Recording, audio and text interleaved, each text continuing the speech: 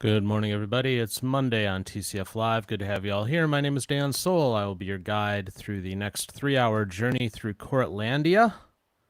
Get our day started with Magistrate Chisholm in Royal Oak. 23 in the evening, the area of Royal Oak, southbound Woodward and Normandy.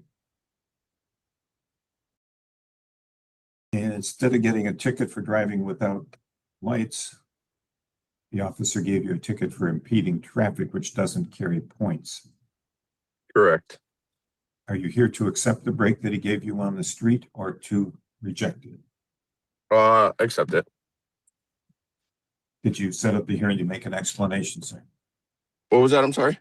Did you set up this hearing to make an explanation? Yeah. What is that, please? I was just driving down Woodward, and I guess I had just got stopped. Wasn't paying attention. I literally just pulled out of the stop, the place where I was sitting at, and lights just weren't on. Sure, the officer gave you the break he did because you have an excellent record, and that's impeding does not carry points, does not appear on your record as a moving violation. So you can pay that online or by mail. Okay. Or at the courthouse counter, whatever works better for you. All right. Sounds good. Thank you. Have a good day. Thank you. You as well.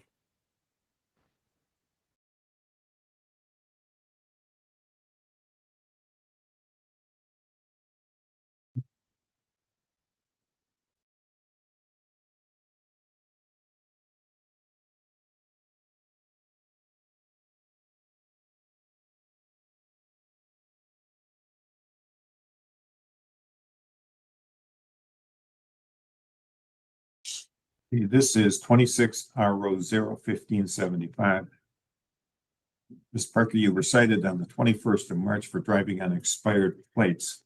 When did you get the new plates or tabs?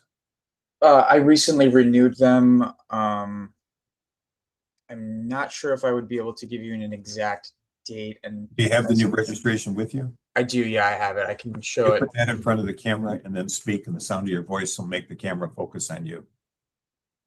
Yep. This is the new registration right here. I can't read the bottom. Would you read the first 8 digits in the bottom left-hand corner? Yes, sir. That would be 03212026. Okay, you got it on the same day. You got the ticket. There you go. And when you were stopped, the plates were expired. Yes, they were. Is there anything you want to add to this, officer? I'd like to make a motion to dismiss the citation, Your Honor. Mr. Parker, thanks to the officer's motion, the ticket is dismissed. You are good to go, sir. Thank you, Your Honor. And thank you, Officer Craig.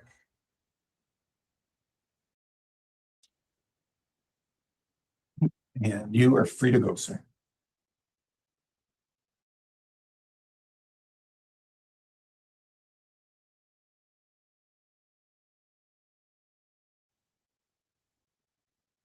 Got Mr. Sinclair.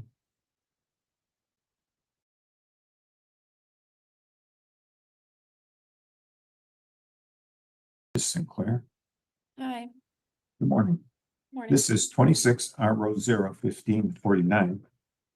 This is a ticket that was issued on the 20th of March, almost 8 o'clock in the evening near Coolidge and 13 Mile Road in Royal Oak. You were cited for driving on expired plates. When did you get the new plates or tabs? I got them on 3/20/2026. Okay, you were reading from the new registration? Pardon? You were reading from a document? Yes. Can you unblur your background? Yeah, I'm sorry about that. Okay. Then if you put that in front of the camera and then speak, if you say something, the camera will focus on you and we can read it. Yep. So the date on this one is 3/20/2026. Same date as the ticket. And when you were stopped, the plates were expired. Yes. Is there anything you want to add to this matter, officer? I'd like to make a motion to dismiss the citation, Your Honor. Thank you. Ms. Sinclair, thanks to the officer's motion, this ticket is dismissed. You were good, Sir Bowman. There's no fine or cost, thanks to his motion. Okay. Thank you. Thank Have a you. good day. You too.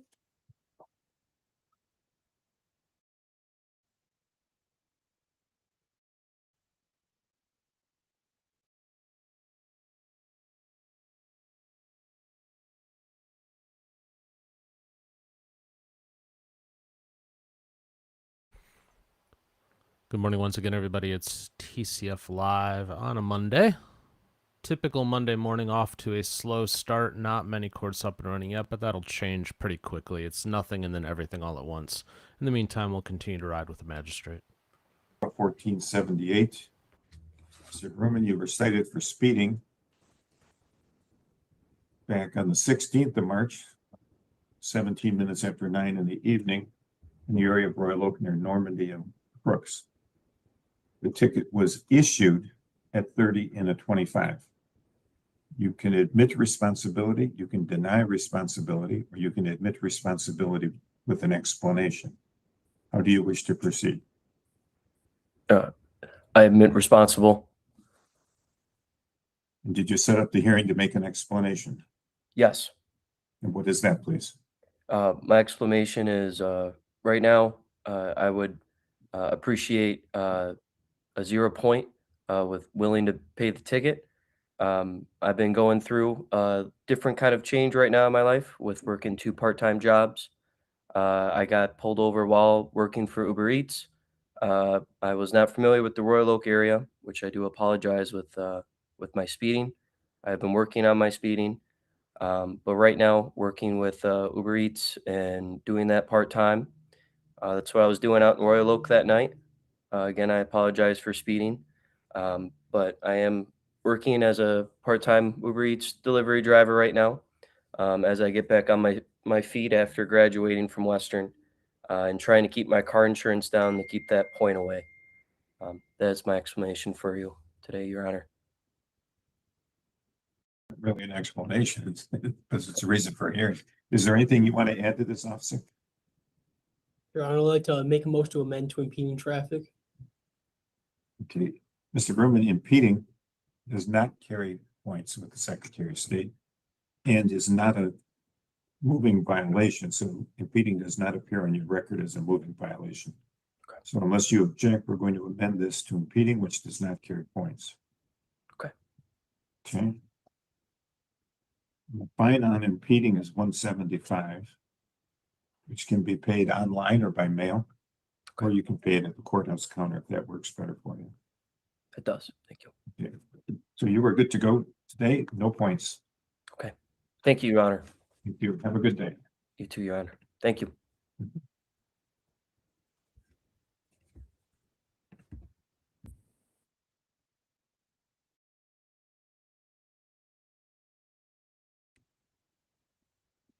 This is citation 26 RO 0-1282. Mr. Ratcliffe.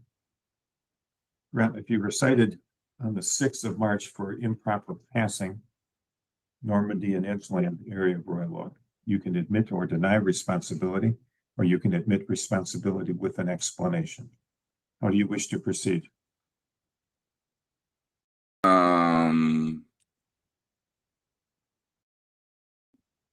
It's kind of like, Are you admitting or denying responsibility, sir? I mean, I'm denying responsibility. You need to raise your right hands, please, so we can begin the hearing. Do you swear or affirm that the testimony you're about to give in this matter will be the truth? I do, Your Honor. It would be the truth. Okay.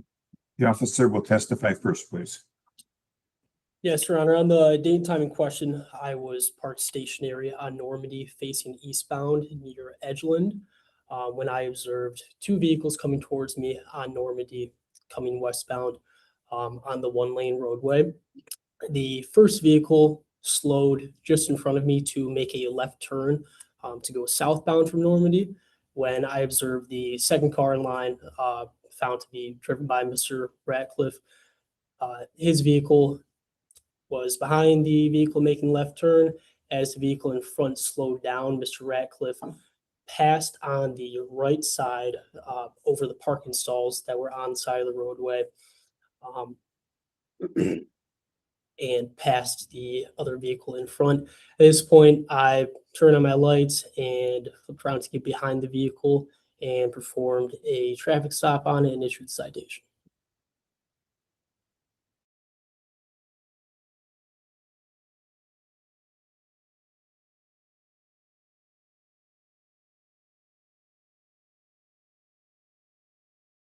Ratcliffe, it's your turn, sir.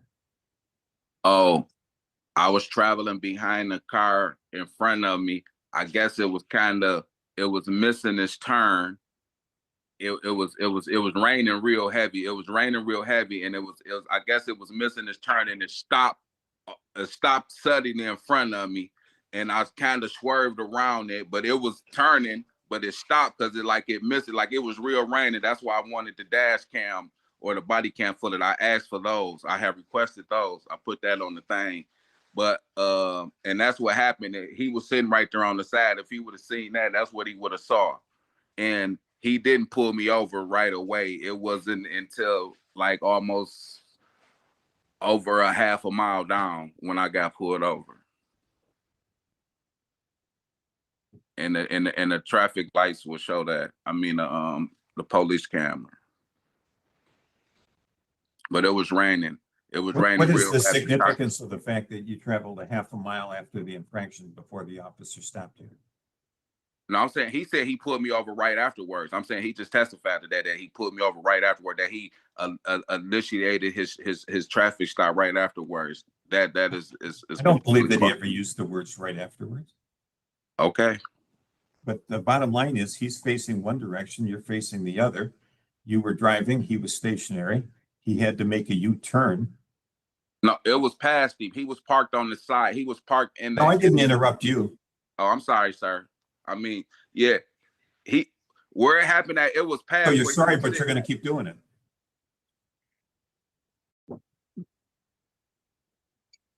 The officer was stationary. The events occurred in front of him as you were approaching him. He has to make a U-turn to get going from facing eastbound to westbound. If he stopped you within a half a mile, was it 2,800 feet? That's no big deal.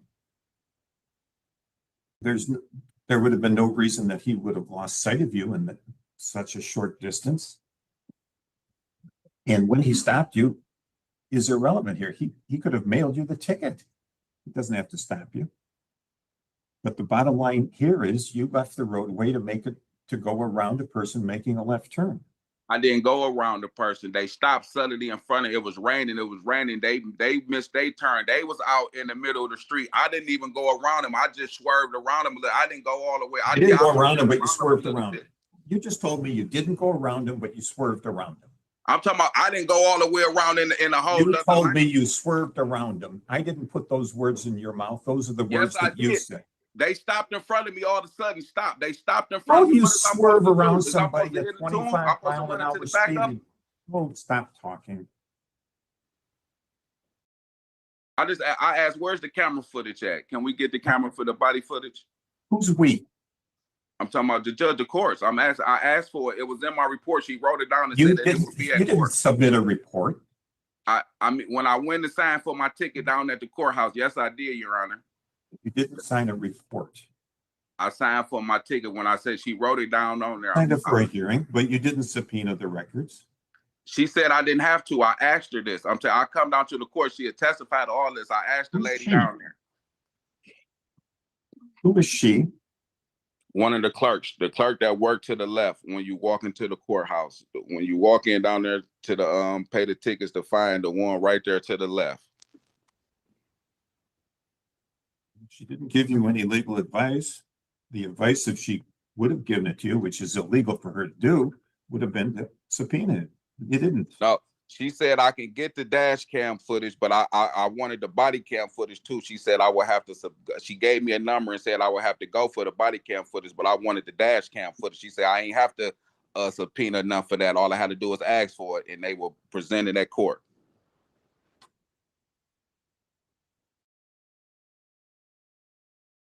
You drove over the parking spaces to get around somebody who stopped on a road where the speed limit is 25 miles an hour. Yes, This and I is was no- going 25, 20 miles an hour. They stopped in front of me. It was raining real bad. No, you have interrupted me so darn many times, it's hard to count. The bottom line is you went around somebody you shouldn't have. And that's a ticket, and it's $130. All right, I'm gonna appeal it. That's just your right, and I wish you well. Yes. I still can't get the dash cam footage. I can't give you any legal advice either. We're done. All right.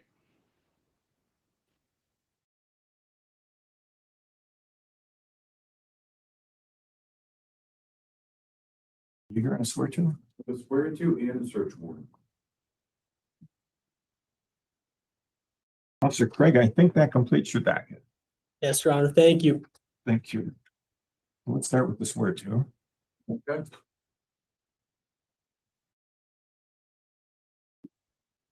Are you on the record? Yeah. We are. This is 26-00644, people of the state of Michigan versus Namir Nanno. Do you swear or affirm that the testimony you're about to give in this matter will be the truth? I do. Thank you. The facts of this case are summarized in our Royal Oak Police Report number 26-7510, summarized as follows. On March 19th, 2026, officers were dispatched to the South Tower of William Beaumont Hospital, located at 3601 West 13 Mile Road in the city of Royal Oak. They were investigating a domestic assault that occurred. They arrived on scene and made contact with mother Bobby Jo Thompson and her daughter Siriana Smalley and another daughter, Layla Thompson. They also spoke with nursing staff. They were advised that on March 19th, several hours before 4:00 p.m., Namir Nanno showed up to the hospital to visit Bobby Thompson. He brought along Thompson's two children, Smalley and Layla Thompson.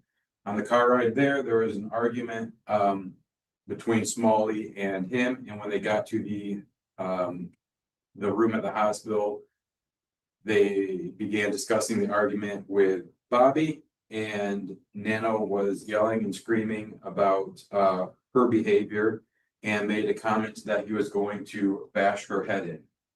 Smalley was on her mother's hospital bed. Nanno picked up a fan that was in the hospital, held it up over his head, and advanced toward Smalley. And Bobby Jo Thompson was able to put her arms up to shield Smalley, and then also knock the fan out of his hand onto the floor. Staff members who had been going out when Namir was coming in realized that there was tension as they heard yelling and swearing coming from the room immediately upon exiting. So they stood by in the area. They heard things escalate and stepped in and observed Namir with the fan up above his head in a threatening and aggressive manner while the children were laying on the bed and sitting in a chair, not being at all aggressive. He has prior convictions for domestic violence out of the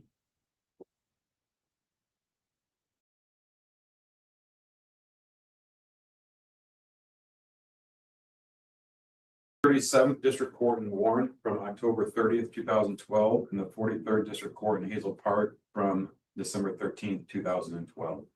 So with those convictions, there is a warrant before you for domestic assault. What is the relationship between The relationship Mr. Nanno and is Ms. Smalley? Serena Smalley. former dating, on and off dating. Thank you. Requisite proofs have been placed on the record to support one count of domestic violence as a third offense.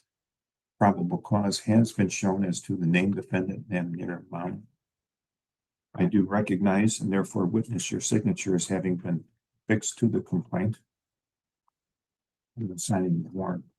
He is not in custody now, is he?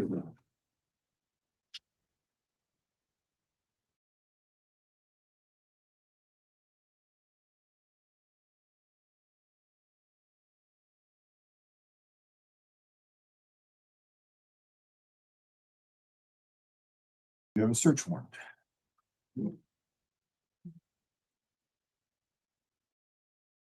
Record should reflect that the detective speaking was Detective Keith Barrenga.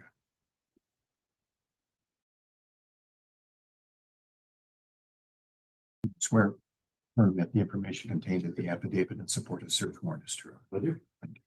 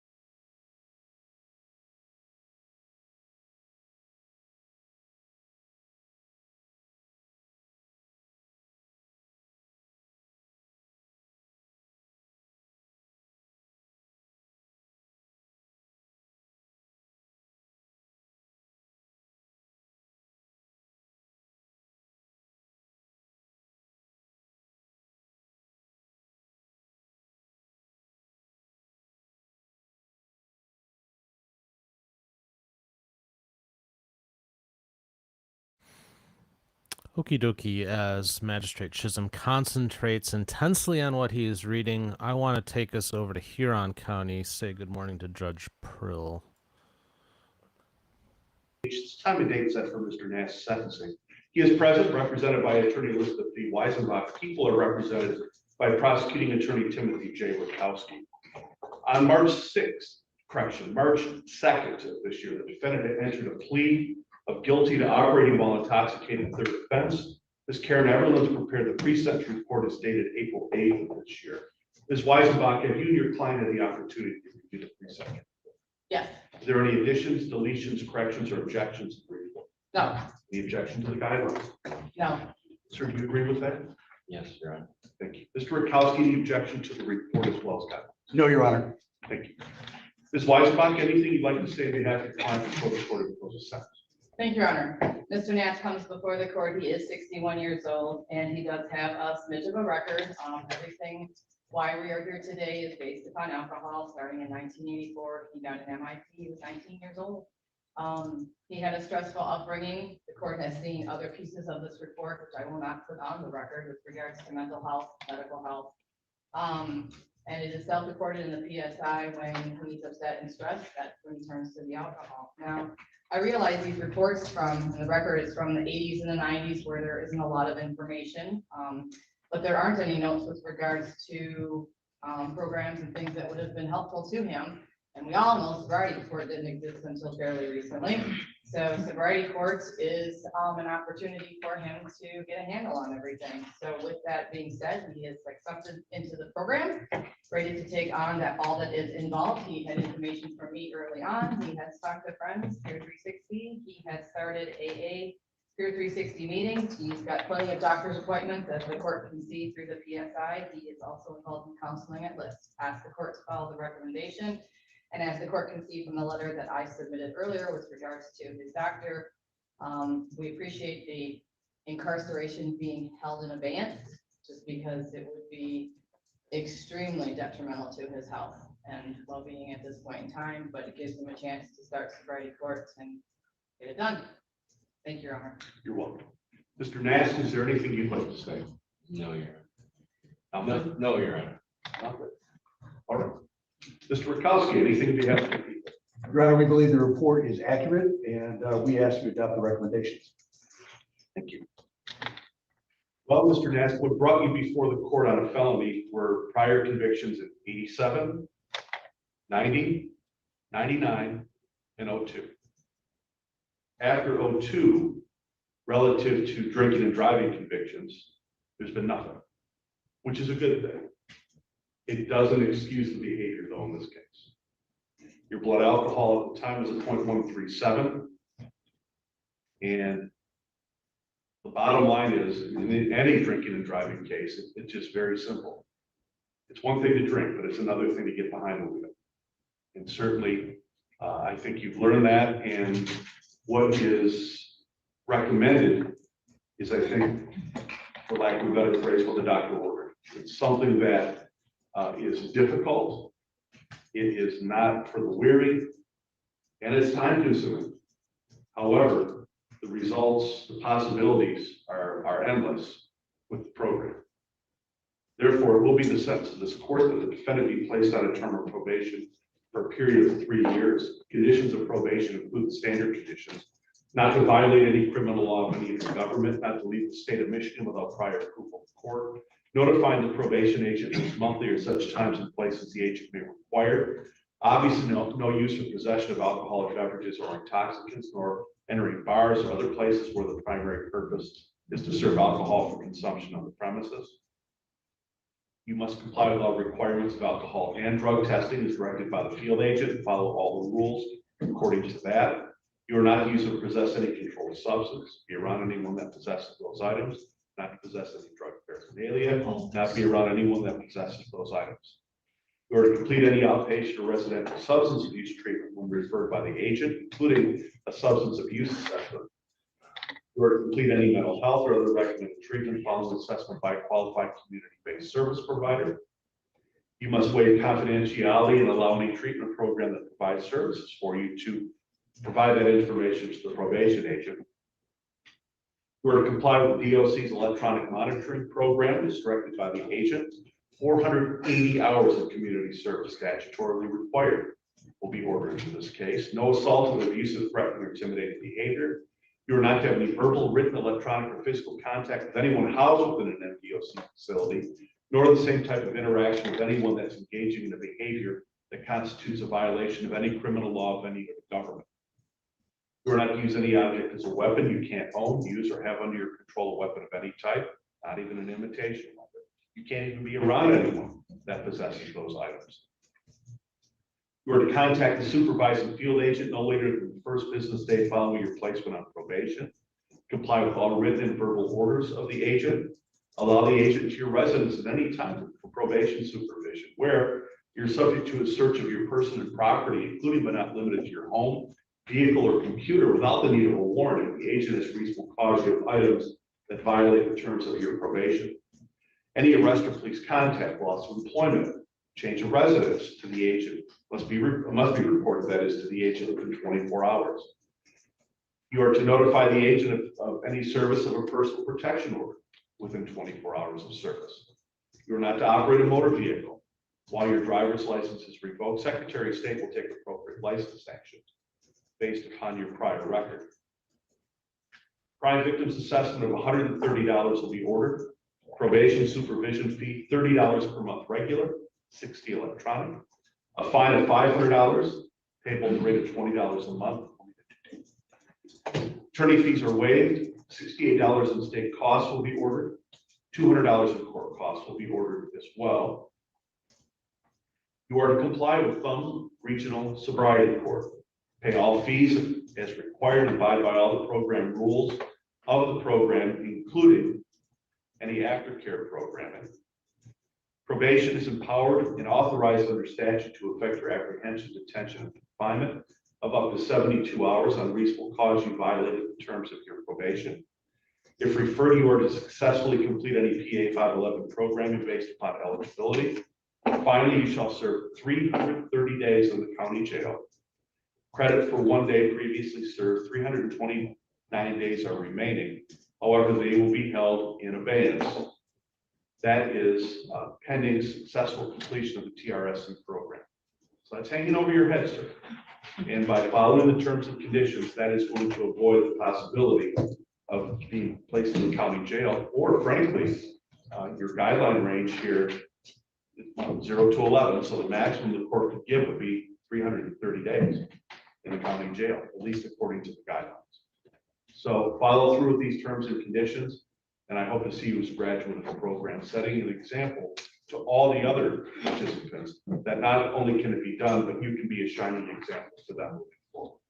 It's my duty to inform you of the right to seek leave to appeal If you're financially unable to provide counsel of your own choice, court will assign counsel for a public expense. You are to initial the receipt and questionnaire form requesting an assignment of counsel, both of which must be executed under oath filed with the clerk of the court within 42 days. June 22nd. June 22nd is the due date for court costs, less the 20% administrative fee.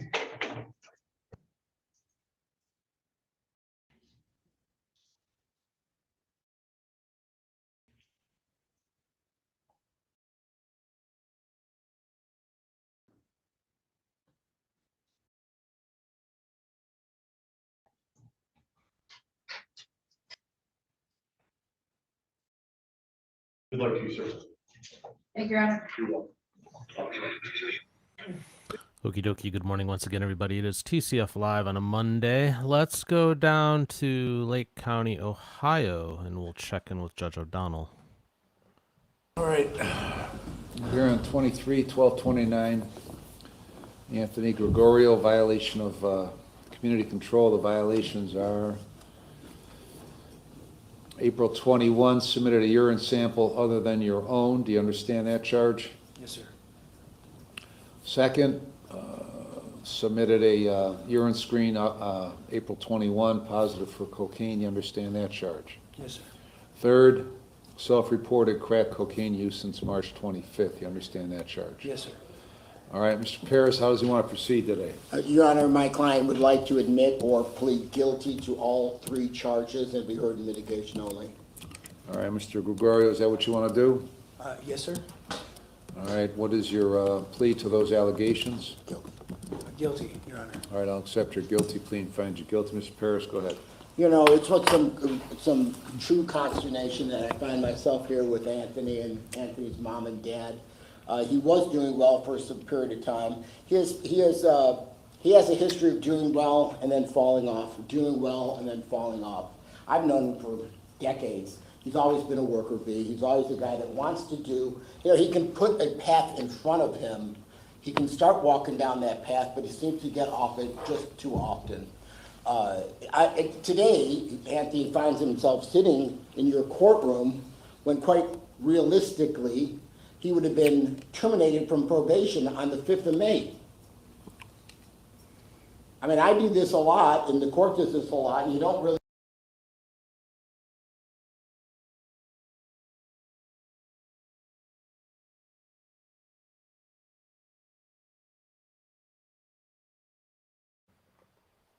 Well, Judge's feed froze.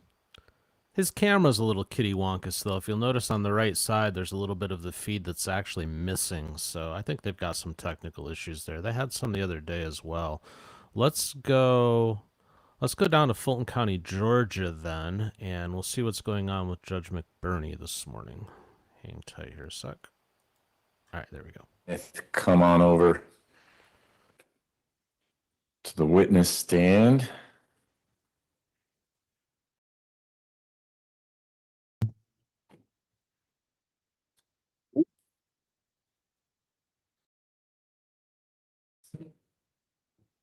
Morning, Ms. Rivers. Happy Monday.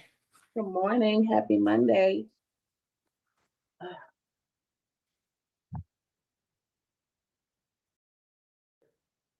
Can you hear me, Judge? Yes, ma'am. Okay, great. Thank you.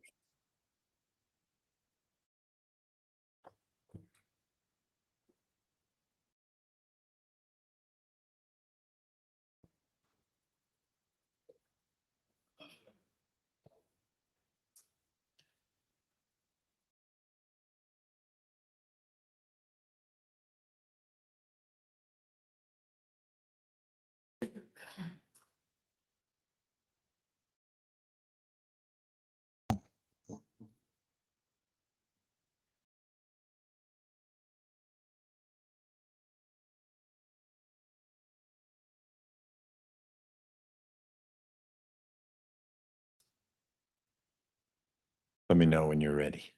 Ready. Okay. We'll get on the record then.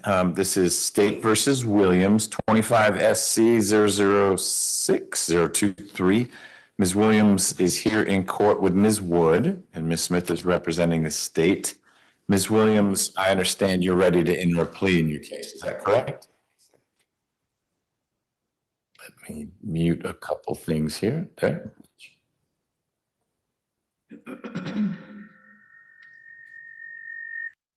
There. Okay. Ms. Williams, in just a moment, Ms. Smith is going to put you under oath and then ask you a bunch of questions about your case. You need to answer her questions truthfully and completely. And also, you need to let Ms. Wood or me know if you've got questions at any time. Will you do that? Yes, sir. Okay. Ms. Smith. Ms. Williams, please raise your right hand. Do you swear or affirm that the testimony you shall give in the matter currently before this court shall be the truth, the whole truth, and nothing but the truth? Yes, ma'am. Okay, you can lower your hand. Please state your true, correct, and legal name for the court. Padrisha Williams. Are you at this time taking or under the influence of any alcohol, drugs, or medicine? No, ma'am. And is there any medication that you would normally take that you haven't been given today? No. How old are you and how far have you gone in school? I'm 30. I graduated high school. I went to West Georgia. Do you understand that you have the right to plead either guilty or not guilty to these charges? And if you plead not guilty or remain silent, you may receive a jury trial. Yes. You have, you didn't understand the question? Oh, what's she- Okay, she'll say it again. Thank you. Do you understand that you have the right to plead either guilty or not guilty to these Oh, charges? And if you plead not guilty or remain silent, you may receive a jury trial. Okay, yes. Have you had enough time to speak with your attorney about all of the facts and circumstances known to you regarding the charges in this indictment? Do you need more time to discuss your case with your attorney? No. And are you satisfied with her services? Yes. Counsel, are you satisfied that your client has a full understanding of this proceeding? I am. Also, do you waive the formal reading of the indictment and any and all defects in the indictment for the purposes of this plea? So waived. Ms. Williams, do you remember being arrested? I'm sorry. Do you remember being arrested on these charges? Yes. The state is unaware of any outstanding warrants related to these charges. Are you or your attorney aware of any outstanding warrants? No. Do you understand that this is a non-negotiated or a blind plea and that the state will recommend a sentence to the court? Yes. Do you understand that the court can impose any sentence authorized by law, including any higher sentence than that recommended by the court, up to the maximum sentence on each charge? Yes. Do you understand that if you're placed on probation of any kind, you cannot violate any criminal laws of any governmental unit or any special conditions of probation without being subject to revocation for the balance of the sentence? Yes. Do you understand that this is a guilty plea, which is permanently recorded on your criminal history? Yes. Do you understand that if you're charged with a crime in the future, that this plea may be used to enhance that sentencing, including on a federal case? Yes.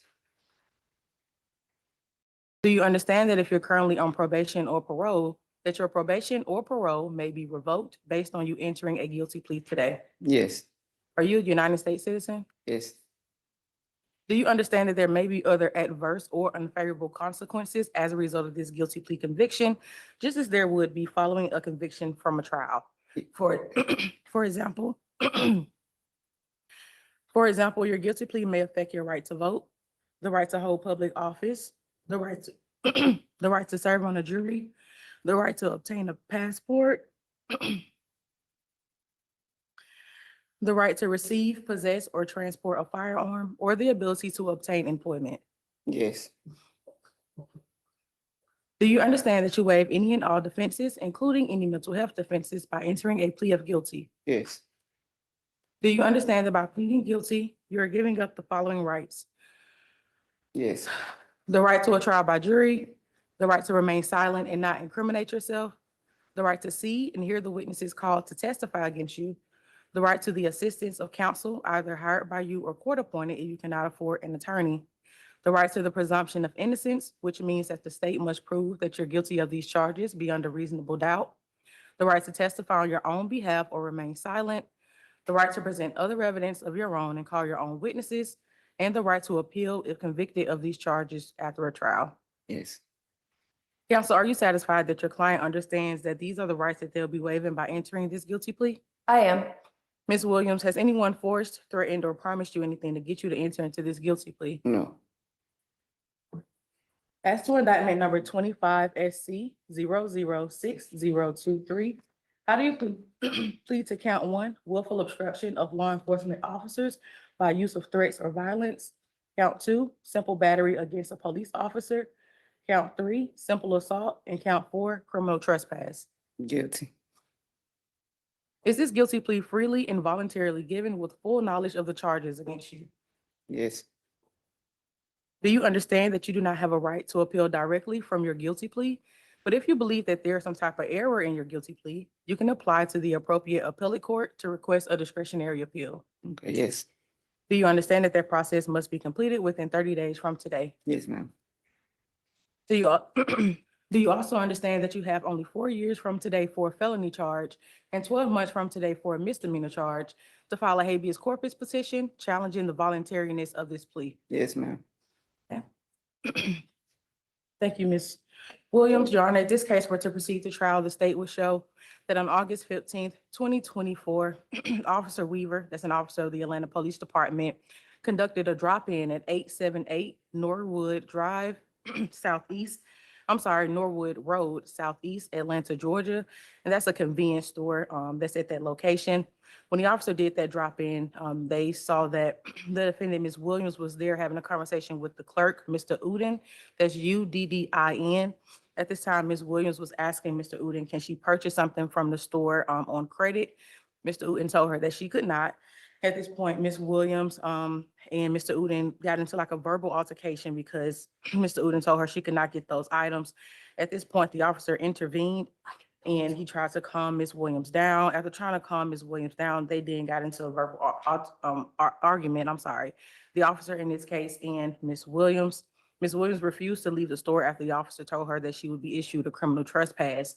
She did not leave the store. At this time, the officer tried to detain her and get her to leave the store. At this time, Ms. Williams struck the officer in his eye by punching him.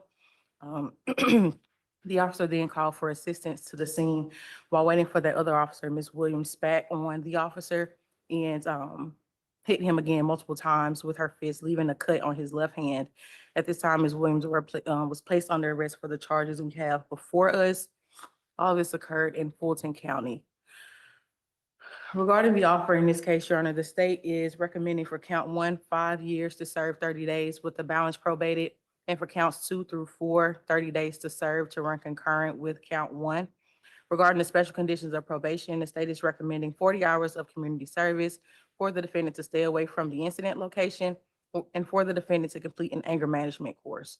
The state is not opposed if, as I've stated to Ms. Wood, if Ms. Williams will be doing 30 days straight or 30 days on the weekend. However, it is a recommendation for it to be 5 years to serve 30 days. And that is all from the state, Your Honor.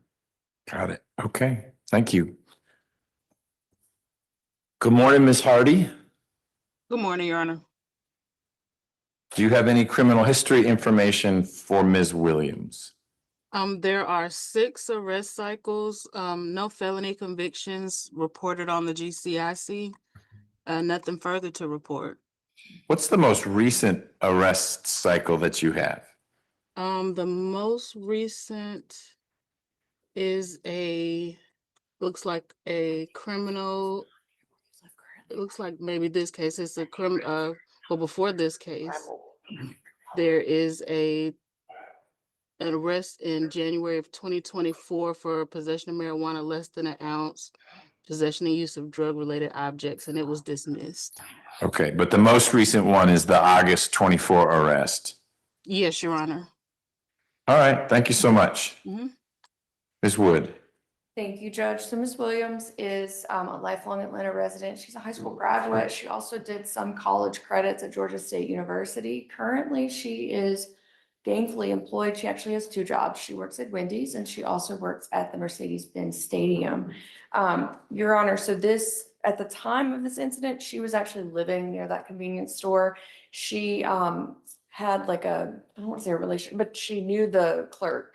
And so it's her position that buying stuff on credit was something that she did often. I'm not sure if maybe he changed his tune since there was an officer standing there, who knows? In any event, She actually, after this event, she was 1013. She was hospitalized. She was diagnosed. She has depression and bipolar disorder. She does have medications. I think that's why she's probably stable now, is because she's taking her meds. She did send me proof of all of this. So our request to the court today, so that she doesn't get thrown off track with how well she's doing, is that the court consider a sentence of just 5 years probation straight on count 1, and then 12 months to serve concurrent on the 3 misdemeanors. We have no issue with an anger management course or the community service hours. I would also ask for a condition to be added for take medications as prescribed. And then I also am asking for first offender treatment and a behavioral incentive date. All right. Ms. Smith, any position on first offender? Okay. Ms. Williams, Ms. Smith may have asked and I missed it. So you're taking medication now? Yes. And you take it for what Ms. Wood just described, the depression and the bipolar diagnoses? Yes. Do you take medicine in the morning or at night? I take just one day. So early in the morning, I try to take it early in the morning. Okay. Did you take it this morning? Yes. When you take the medication, does it make you woozy or drowsy or out of it? No. Okay. You feel like you've understood what we've been talking about? Yes. How long have you been taking that medication? For about 4 months now. Okay. 4 or 5 months, yeah. Because it's new and different medication, or I thought, maybe I misunderstood. I thought that pretty soon after this situation, you went and got some treatment and that resulted in you starting to take medication, which would be 2 years ago. Yeah, so after that situation, I went through like online, the video circle online, I went through online bullying, like I was going through depression. So I went to go check myself in the hospital to make sure I was okay. Sure. So when I did that, that was like a couple months ago. I went through all type of stuff. I got put out. I was doing stuff to just make sure I was okay, like in a stable condition. Okay, so you didn't get the diagnosis and the... No, I got it because of that situation. Okay. I never went through that. Okay. And after that, everything came after that. The cyberbullying, me losing my job, me losing my apartment, all that. Okay, you were bullied online or someone bullied you? I mean, you were bullying people or you were being No, bullied? I was being bullied By the because of the police? video. Because of the video with me and the police officer. It's so I was cyberbullying. There were, I forgot to add that part. There were customers in the store that started taking videos as in addition. Sure, it's dramatic. This woman's pounding on a police officer. So that video went around. Yes, I actually told them to record. Oh, you told them to record? Yes. Okay. Yes. But somehow whatever was recorded resulted in you being cyberbullied. Yes. Okay. And it was after all that that you then began to take medication. Yes, I got help. I was trying to see what was wrong with me. Like, Got it. Okay. Has the medication helped? yes. Good. All right. Do you have any questions about what we've discussed? What do you do at Mercedes-Benz? I'm a vendor, a walking vendor. Like someone who walks around with one of those things, hot dogs, peanuts, whatever it is? Yes. Okay. Are you going to be able to work there during the World Cup? Yes. That'll be exciting. Which is more hours, the Wendy's or the Mercedes-Benz? Wendy's. Wendy's? Okay. And do you have a stable place to stay now? Yes. Your address? Yes. Is it your place or are you with a relative? No, it's my place. You got your own spot? Yes. Do you have anyone who lives with you? How long have you had that? Since July of last year. Okay, so almost a year. Yes. How long have you been at Wendy's? I started in December. Okay. What were you doing back in July when you got your apartment? Mercedes-Benz. Oh, so you've been doing that for a long time? Yes, I'm a traveling vendor, so we get to go out of town, we get to go places. That's how I was keeping my money going. Do you travel with like a team? Yes. Like if the Falcons are in New Orleans, you go with the Falcons? So with 5 people and we travel with a team. So if I'm a vendor at the Superdome in Louisiana, I'm annoyed that you're showing up because I'm already selling popcorn. Why are you at the Superdome? Yeah, because we got a contract. Okay, so they let you in. It's not like some fight outside. Like I'm gonna go in and I'm We gonna got a sell contract. Atlanta popcorn. Why would the Superdome need you there? Don't they have enough people who can? No? Interesting. You'll be surprised. All right. Do you travel with Atlanta United also? How do you get, like, if they're going all the way to Los Angeles, are you just walking? How do you get there? We go to Los Angeles, sometimes they might get us a plane ticket, like we went to the Sophie Stadium. Mhm. They got us a plane ticket there and back, a round trip. And when you were there, you were a concessionaire. Yeah. They flew you across the country to do that. Yeah. Huh. All right. Like, are you there because the players like, no, I want Ms. Williams to sell to me a hot dog, or you're selling it to I'm fans? selling to fans, everybody. Never heard of that. I heard traveling nurses, but not traveling concessionaires. Interesting. Well, you get to see the country. The company is called EMS. Okay. The Falcons played a game in Berlin or something. Did you get to go to Berlin? Didn't get to go to No. Berlin. All right. Just domestic travel. All right. So did you and Ms. Wood talk about what first offender is? Yes. You understand that it's mostly a benefit. It means that if I sentence you as a first offender, this is not a conviction, meaning you don't have to tell someone you're a convicted felon. You're going to be under sentence, but if you successfully complete your sentence, then you can have all this removed from your record. And while you will be on probation, you're not a convicted felon. You don't have to tell your employer, uh-oh, my status has changed. I wasn't a felon and now I am. Or if you choose to go back to school or apply to a different job, you've seen on job applications that often asks, are you a convicted felon? No, I recently got fired because of this. Okay, from what job? Eclipse Advantage. What? Eclipse Advantage. That's a warehouse in Forest Park. Oh, and they looked at your criminal history? I sent it to Because it was showing as a pending. Sure, it was pending. After Yes. today, it won't be pending. It'll be closed, and it won't be a conviction if I sentence you as a first offender. That's good. That's a good thing. But I'll tell you, it comes with a risk. If you stop taking your medication, something happens, and you get in trouble again, then you can not only have to deal with your new charges, but the state could ask me to revoke your first offender status.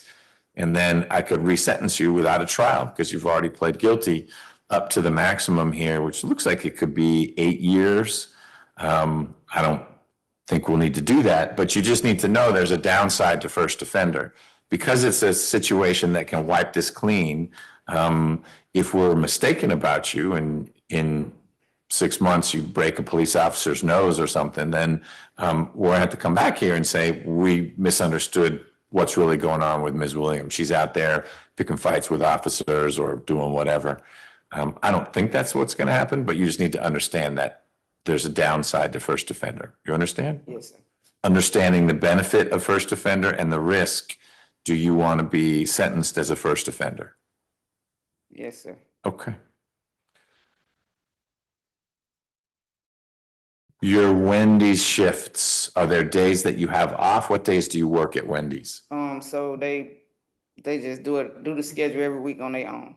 So some days might be Thursday and Friday, some days might be Monday and Tuesday. Okay. Yes. Are there some days you never work with Wendy's? I go to work. What, no, I don't mean you don't show up, but like they never ever schedule you on a Wednesday or it's just random. You find out each week, all right, this week is Thursday through Saturday. Yes. Okay. And then Mercedes-Benz is just when they're games? Events. It could be a concert. Yeah, it can be Okay. a concert, a game, a soccer game, football, anything. Okay. When something's going on at There. Mercedes-Benz. Yes. Okay. All right. Well, Ms. Williams, I find there's a factual basis for your plea. It was a bad day for you. Not quite sure what snapped, but it ended not well. I'm glad no one got too badly hurt. I also find that your plea is knowing and voluntary. Voluntary means no one's forcing you to enter this plea, but you're doing it only after you had time to think about it and talk about it with Ms. Wood. Do you agree with that? Yes. And it's a knowing plea, meaning you've understood the things we've discussed, unless you had a question, which we've answered. Ms. Wood, can someone in my office sign the indictment for you? Yes. Ms. Smith? Yes. And Ms. Williams, can someone in my office sign your name to the indictment indicating your guilty plea? Yes. We'll do that.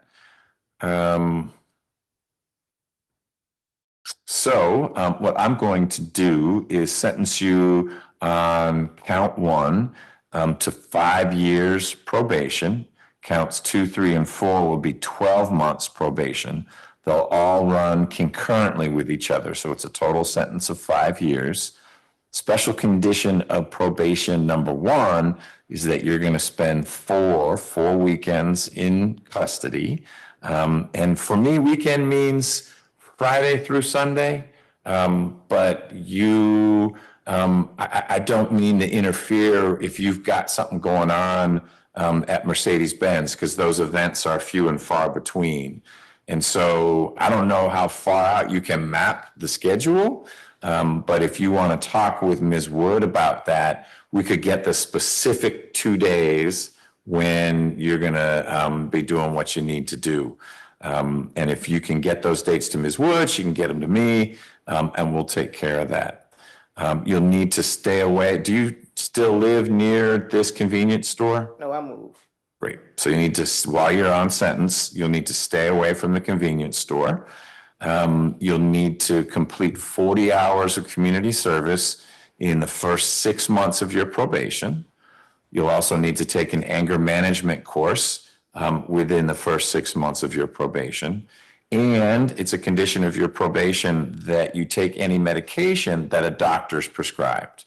So if your doctors are saying this is good to keep you stable, you don't get to quit it because you don't like it. You should go talk to your doctor to say, hey, I need a different prescription because it makes my head feel funny or something, but don't stop taking it. I'll also set what we call a behavioral incentive date of April 28th, 2028. That's 2 years from now.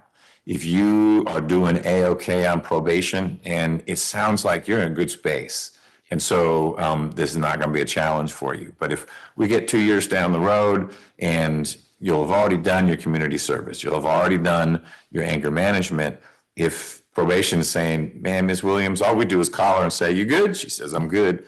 Then they can petition to have your case closed out 3 years early. All right?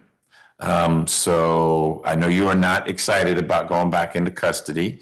I'm trying to strike the right balance between what I think is a reasonable recommendation from the state and the fact that this was 1.5 years ago and you've done great since then. And so I'm splitting the difference a little bit and setting that behavioral incentive date to encourage you to keep doing the great stuff you're doing. Okay? Do you have any questions about any of that? All right. Ms. Wood, I don't know if Ms. Williams preserved her final plea rights, but why don't you two talk just to see if she's got a concern about this and to see if she's able to, you can check your phone, whatever you need to do, figure out where are some 2-day periods. And I want to be clear, it's just a total of 8 days. You may look at your calendar and say, what the heck, can I just do 8 days in a row? So you just go in once and get out. I'm not requiring it that way. I do weekends because you were describing you're a busy employed professional. And so I don't want to interrupt that. And so the fallback is usually, well, it's Friday night through Sunday night, but your version of a weekend could be different because of the work you do. Okay. So talk with Ms. Wood about 2 things, just about this sentence, make sure you understand and want to go forward with it. And then 2, if you're able to identify the dates, we can just bake those right into the sentence. Okay. All right. Is that Ms. Ballard? No? Okay. Alrighty, friends, let's go a little deeper south now into Florida, check in with Wade Mercer. Morning, Ms. Johnson. You're here for first appearance. You've been accused of 1 count of child abuse, ma'am. There is probable cause for the charge in the complaint. Ms. Johnson, I think you're entitled to a bond on that charge. The problem is it looks to me like you're on state probation for an arson case. Are you still on state probation, ma'am? Yes. Okay, so I'm going to listen to the attorneys on the bond, and then we'll go from there. Mr. McDaniel, anything? I don't, just take into account it's a 15-year-old boy, and and that's the only thing I can. Thank you, Mr. Mitchell. Nothing at this time, Your Honor. We would just request the hold for 7 days to get a VOP warrant. If there isn't one out there, I haven't checked. So, Ms. Johnson, I'm going to set your bond at $5,000 cash or surety, ma'am, on the new charge. But I'm going to hold you for 7 days with no bond. And let me tell you why. I'm going to ask Mr. Mitchell to notify the probation office of your arrest. They will then present a warrant, most likely to Judge Garcia. Judge Garcia will probably read the complaint in this case, and Judge Garcia will be the judge to decide if you get a bond in the VOP or not, or if there is going to be a VOP. Most of the time, VOPs don't get a bond if it's based upon a new charge. But as Mr. McDaniel's pointed out, this is it's not the strongest case in the world. There's enough for probable cause, but it'll be Judge Garcia's call to decide what to do with it based on what's in that complaint. So I'll see you again in 7 days and we'll see if there's a warrant. If there's no warrant, then I'll release the hold on you. You'll be free to post the bond in the new case and you can be released. If there is a warrant, we'll have to see if it has a bond on it. Your bond from today will have a condition, no contact with your son, at least for the time being, the alleged victim. So we'll see if they get a warrant or not. Do you have any questions, ma'am? No, sir. All right, man, we'll see you in 7 days. Thank you. We'll give it till we come back. Just let me remember, please. I was about to say, Your Honor. What is? I think today's the cutoff for the 5th, so if we wanted to go ahead and give her the May 5th date for the new law charge, we can add the VOP on at a later date. Is there any realistic chance the state's gonna have done anything by May 5th? I'm sending an email right now to let them know. Mr. McDaniel, what do you prefer? 5th, I think Judge Garcia looked at it if it's on that docket. Let's go ahead and give her a notice for May 5th then. Even though the state may not have charged you by then, that's a really quick, that court date is next Tuesday. Yes. So I don't know that I'll have you charged by then, but at least you'll be in court trying to get the case moving. Okay, ma'am? So I'll see you on Monday, then Judge Garcia will see you on Tuesday.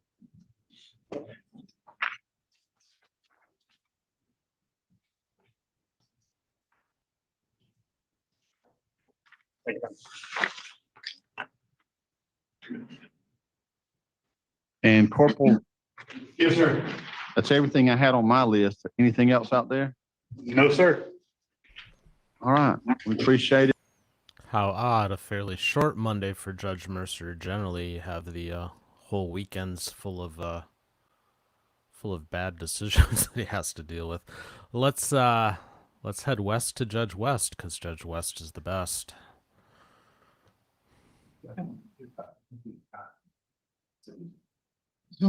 Good morning. You're Regina Williams-Jones? Yes. And Ms. Williams-Jones, you've been here, it looks like before, in cause number 25, DCCR 1430. And now there's also another offense that was indicted in cause number 26, DCCR 0218. And that offense, you're also charged with the same thing, theft of property with previous convictions. And so since you've made bond in each of your cases now, have you had an opportunity to try to hire a lawyer? Your Honor, I'm appointed. Right. And it had it as, when the designation died, I think maybe because the second case got filed, or maybe why it's back on the designation, but I had an announcement on Oh, mine. she qualified? She wasn't qualified? I don't know. I just had his announcement. I Hold just on. talked to her this morning, but I hadn't talked to her, so I'm not Let me sure. look at the 25 case.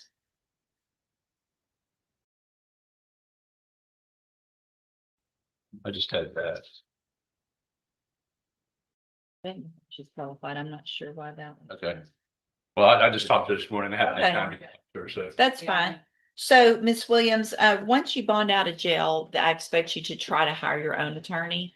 And so you were here before and given some time to do that, correct? And did you hire him or you not yet? I have to wait for my check to come and get Social Security. Okay, if you get Social Security, you are likely would qualify for a court-appointed lawyer. Do you want to? Take it. You're fine with that? So I'm going to find that you qualify for a court-appointed lawyer. Mr. Parker will remain your attorney. We are going to go ahead and reset your case. If you'll step in front of the clerk, she'll give you his information so you can call him and make an appointment to go visit him. Thank you, ma'am. Yes, ma'am. Thank you. You're welcome. Thank you, ma'am. Nasir Brown.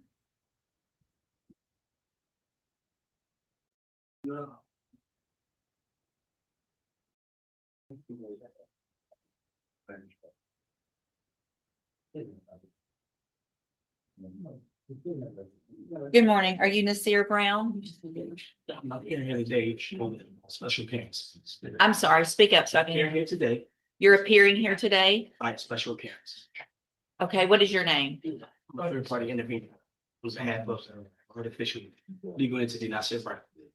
Okay. At one point in your,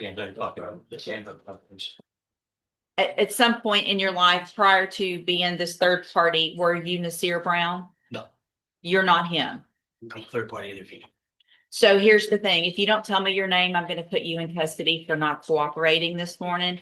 I'm not gonna, hold on. I understand what you're doing and what you're trying to do. It's not gonna help you a single bit in court to try to play these games. Excellent. So are you Nasir Lewis Brown, or have you been him at some point in your life or not? Yes. Okay, so I'm gonna call you by Mr. Brown because I'm not gonna say all the words that you just said, because you have now identified yourself as Nasir Lewis Brown. And so, Mr. Brown, this is, nope, listen, this is your initial appearance and you have 2 cases. And cause number 26, I just asked you not to speak over me. So here's the thing, Mr. Brown. I'm gonna be very patient. And at the child subject matter jurisdiction, going on record.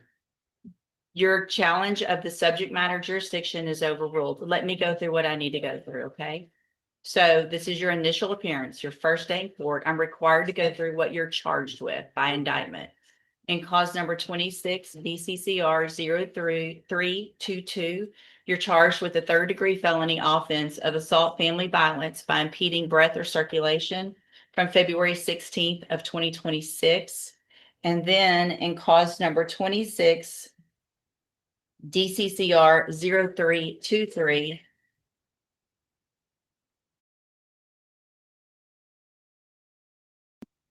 you're charged with the state jail felony offense of injury to a child, and that's from February 16th of 2026.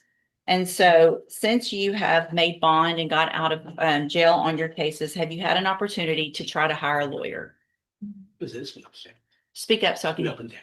It's been up and down? Yes. Okay, so here's what I'm gonna do, Mr. Brown, is I'm just like everyone else, I'm resetting your case about 30 days to give you some time to try to hire a lawyer. You need to try to get someone hired before the next court date. If you do, just bring the reset notice that you get today to that lawyer and they'll tell you what to do. If you're unable to hire someone before the next court date, then I'm ordering you to visit with at least 3 lawyers. They all charge different amounts, they have different payment plans. Bring me back the names of the lawyers that you've talked to, so I know you're trying, and we'll discuss your options. If you don't do that, then when you come back, you run the risk of me raising your bond for not following that court order, and you would go back to jail. Do you understand? I'm sorry? Overstand. Say it again. Overstand. You overstand? Yes. Okay, what does that mean? Overstand. Do you understand what I'm saying, sir? I'll block. You'll oblige? I'll block. Yeah. Okay. You just determined to use different words and be difficult, aren't you? No. Okay. So as a condition of your bond, did you have a condition that you were not to have any contact or communication with the complaining witnesses in each of these cases, right? Okay, and so I want to make sure you understand the importance of that. And that if you do have any contact or communication with either of them, it would be a violation of that bond condition. If I find out, your bond would be raised and you would go back to jail. Do you understand that as well? You overstand. I'm going to guess that overstand is even better than understand. So you definitely know what I'm talking about, right? So we don't have any miscommunication today. You know exactly what I'm talking about. So I'm going to have you step in front of the clerk. You're going to sign a reset notice so you know when to be back in court and take care of those things before the next court date. All right, step in front of the clerk. Entering hour 2 here at TCF Live, I am the corporate fiction known as Dan Soul. It's good to have you all here with me today. We'll keep an eye on Judge Westcourt. Let's go back up to Michigan, new contestant in front of Judge Prill. 2 files, 237014 and 7015. Time and date is set for probation violation sentencing. The defendant is represented by attorney Kyle T. O'Mara. Obviously, Mr. Stone is present. In the 414 file, we have Assistant Attorney General Sarah Brenner. And in the 15 file, Prosecuting Attorney Timothy J. Rakowski appears. The defendant previously entered a no contest plea to violation of probation. Ms. Mandy Alexander has prepared an updated probation violation report dated April 6th of this year. Mr. O'Mara, have you and your client had the opportunity to review the report? Yes, sir. Are there any additions, deletions, corrections, or objections? None, Your Honor. Do you agree with that, sir? Yes, Your Honor. Any objections, Ms. Brenner? No, Your Honor. Mr. Rakowski, any objections? No, Your Honor. Mr. Romero, anything you'd like to say to after? Yes, Your Honor, I know you are aware of Mr. Stone's case history. He was previously participating in the wonderful drug court program. Mr. Stone has certainly had his ups and downs. I will say that gentleman standing before you today is much improved from where he was when this court first put him on probation. He seems to have genuine insight into his relationship with drugs and alcohol. Obviously, he's had several violations, including violation of drinking before the court today, but he's employed, he has stable housing, he has turned things around. I've reviewed the recommendation, reviewed it with my client. Mr. Stone is asking the court to consider allowing him one more chance to continue on probation. He feels what he just told the judge is he wants to make us, those of us that have formerly been on the team for the treatment court, he wants to make us proud, which I think really does give insight into his state of mind. So I understand the recommendation, I understand the reason behind it, primarily due to Mr. Stone's track record while on probation, but he's asking the court to allow him to stay on probation and give one more chance. Wasn't that technically, well, it's really the discretion of the court, correct? Yes, Your Honor. I mean, they're not recommending prison, they're not recommending anything other than leave it specifically to the discretion of the court. Correct. Recommendation is for straight jail time, Your Honor, and unsuccessful discharge from probation. And even though this was a no contest plea, I believe Mr. Stone wants to address the court. Go ahead, Mr. Stone. Your Honor, I'm a little nervous, but okay. I remember. I would be nervous too. I remember sitting in jail, writing a letter to you guys, begging to be on the TRC program. I was like, this is what I need to change my life. My whole life growing up as a child, I watched I watched my parents drink themselves to death. And so when I finally got the opportunity to go on the TCR program, everything was going great. You know, I got out of jail, I was involved with the recovery community. Then when our program got switched over to Pascola, well, everything was still going good. Then I got a girlfriend. Well, I wasn't transparent to the court about it. And this is what I think that led up to me getting kicked off the program, is I lost the trust of Ms. Gearhart. Judge Gearhart. Judge Gearhart. She's probably, I wasn't transparent about the relationship. And she had told me she heard from the recovery world that the girl I was seeing was no good and that her brother and her husband were incarcerated for drugs and alcohol, whatever the case might be. So she said I exhausted her efforts. I also have violations to go with that scenario, but she kicked me off the program. And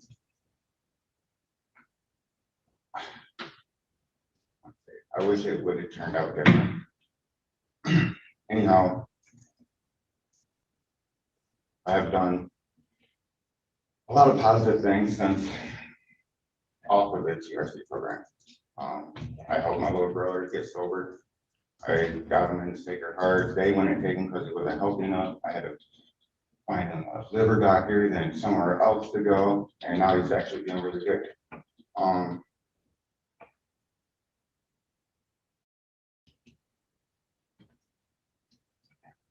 It's okay, take your time. I know. I got everything I want to say coming at me at once. I understand. So there was a point in time on the TRC program where before I had a license or anything, I would ride my bike all the way from Bad Axe to Deckerville just to get to the box.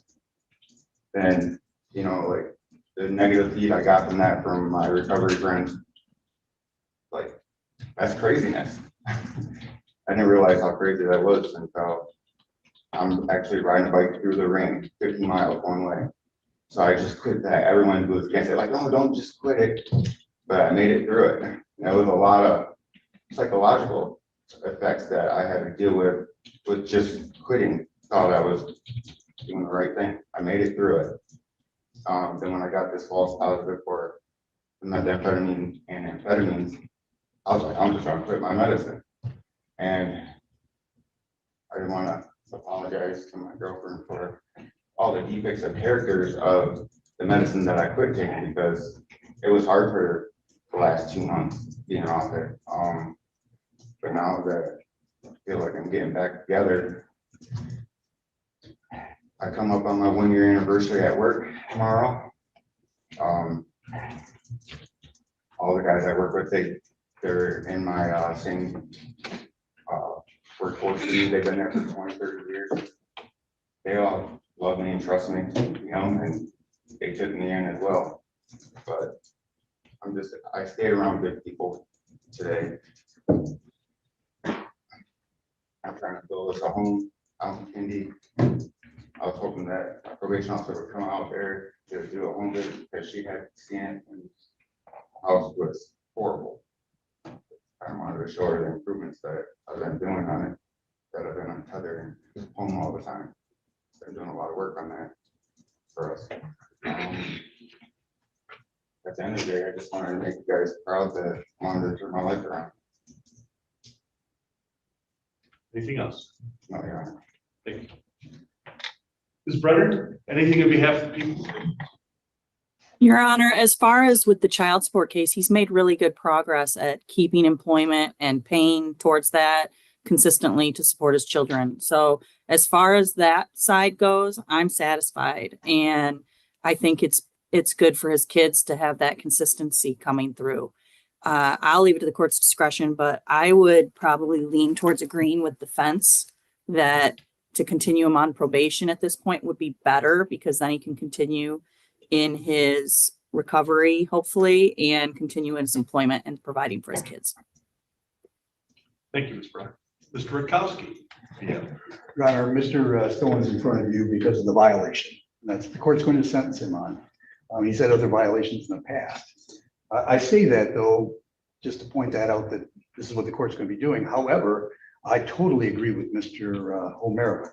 You know, if we went back 2 to 3 years and you had Mr. Stone in front of you, which you had, he would hardly want to say anything. He was very to himself. The program, although he didn't successfully complete it, he did well. He really did. As he talked about the job, if I remember correctly, I believe at one point in time, he rode from Ubly to Bad Axe or vice versa just to go to work on a bicycle. You know, until he got his license. He got his license. He's making progress. Yeah, you know, with these kind of programs that he was in, there are times where the court's going to have to deal with relapses or circumstances like this. But we ask you to consider what Mr. O'Mara had said. Continue him on probation. He is doing well. He's asking for that. As he mentioned about a job, I think this is his, he might have a second job from what he had when he started the program, but he bettered himself. That's why he left the one job to get another job. So he is working on trying to improve his life. I think we should look at that in the positive nature that it is. He's accepted the fact that this relationship he had, he wasn't honest with the court. It's really what it boils down to. And I think from what he said today, he realizes he needs to be honest with his probation officer now, so that we can make sure that he can be successful. And by him being successful with his children, with the community, it just makes us better. So we ask you to adopt the recommendations that Mr. O'Mara made. Often does that happen? That might be the first time, Your Honor. Let's be honest. But that's one way of looking at it. Here's the other way of looking at it. A technical violation. One way of looking at this is, you know what, you've had the opportunity. We're just going to throw away the key. You're done. That's one way of looking at this. And the court can certainly do that. Mr. Rutkowski hit it on the head, and I think Ms. Brenner did, and Mr. O'Mara. But when Mr. Rutkowski said, when you first came in here, very quiet, very subdued, and now you're speaking, and I give you credit for speaking. You said you were nervous. but it sure didn't show when it came to speaking from the heart. And that means something. That means a lot. One thing you don't do, though, is you don't play hide the ball with the court, namely Judge Gerhardt. That, you understand what that program's about, and you understand how truthfulness is the absolute requirement when it comes to being in a program like that. And sadly, she had to pull you out of the program, but it was based upon your behavior, is what happened. So the question is, after you're out of the program, what is the behavior now moving forward? From that point, moving to today. And it could have been, I'm just gonna go on a bender, I'm gonna do whatever I want, I'm gonna quit my job, I'm just gonna run the roads, I'm gonna do whatever. But you didn't do that.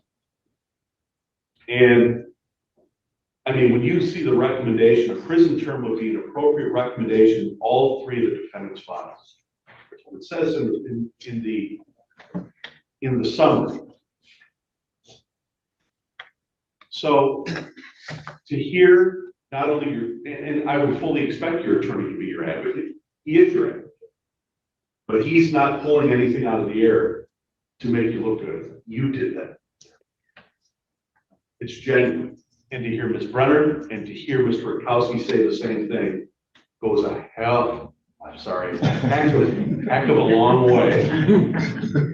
But I'm human too, right? We're all human here at this court. We all have our problems. We all have our issues. But you're taking the bull by the horn. I'm impressed. I'm just gonna say that. I'm impressed. Because frankly speaking, the idea here was we're just gonna say, go to the jail, you're done. Court's not going to do that.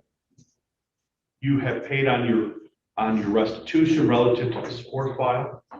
MDOP, you're working on that as well, still gainfully employed. And as a result here, the court's recommended that basically the summary of the court is we're just simply continuing you on probation. No further obligations. Don't come before the court on another violation. This is your opportunity to show everyone that you have the ways and the means to do this correctly and be an example for other people. Because people are looking at you and they're saying, well, what's he going to do now? Well, you know what you need to do. You just need to do it. You're all well on your way. How much time do we have left on this probation? He has, I believe, a little over a year, I think June 3rd, 2026. I apologize, 2027. That's okay. That's a long time. You ready to do it? I'm ready, Your Honor. Then get it done. That's the sentence. We're continuing you on probation. No further sanctions. Thank you, Your Honor. Make your family proud, make yourself proud, and by doing so, you'll make the court proud because obviously there's always the idea of punishment, rehabilitation. There are a lot of facets in a court sentence. And you have the opportunity, you have the keys in your pocket to run with this, despite the fact that you're on the TRSC program, but you were working on it. And it's a lifelong battle. I do need to inform you of the right to seek leave to appeal. If you're financially unable to provide counsel of your own choice, court will assign counsel for your expense. You are to initial the receipt and questionnaire form requesting the assignment of counsel, both of which must be executed under oath and filed with the court within 42 days.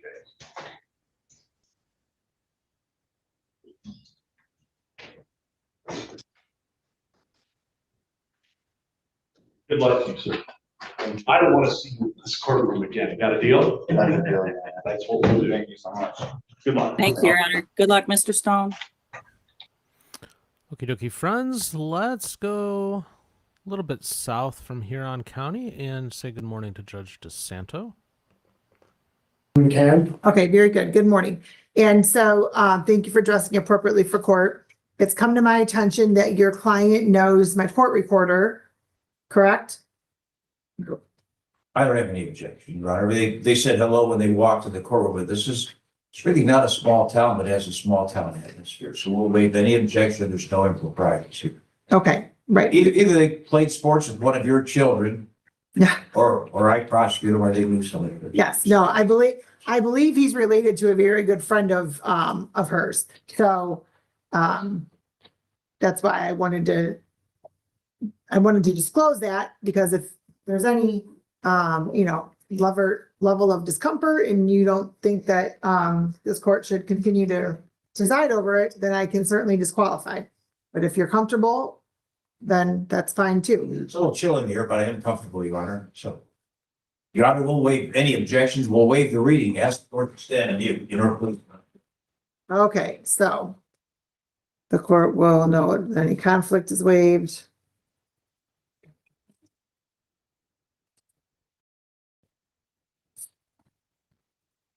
Okay, thank you. And the court will waive the formal reading. Enter a plea of not guilty for purposes of the arraignment, and then ask to the pretrial counsel. Judge, they've been very generous offering the added comforting while ability visibly impaired due to the consumption of alcohol.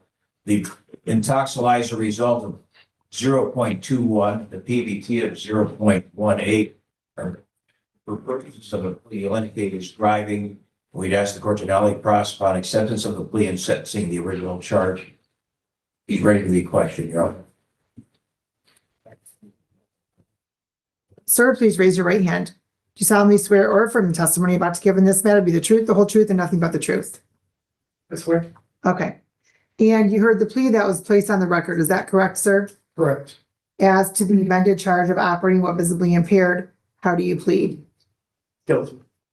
Gone over your advice of rights with your attorney, correct? Correct. And you understand all of those rights? Correct. You also understand, sir, that by entering into this plea, you'll be waiving some of those rights. Yes. I understand. You understand as well, sir, the possible penalty as a result of your plea, whether in this court, any other court, or administrative agency. I understand.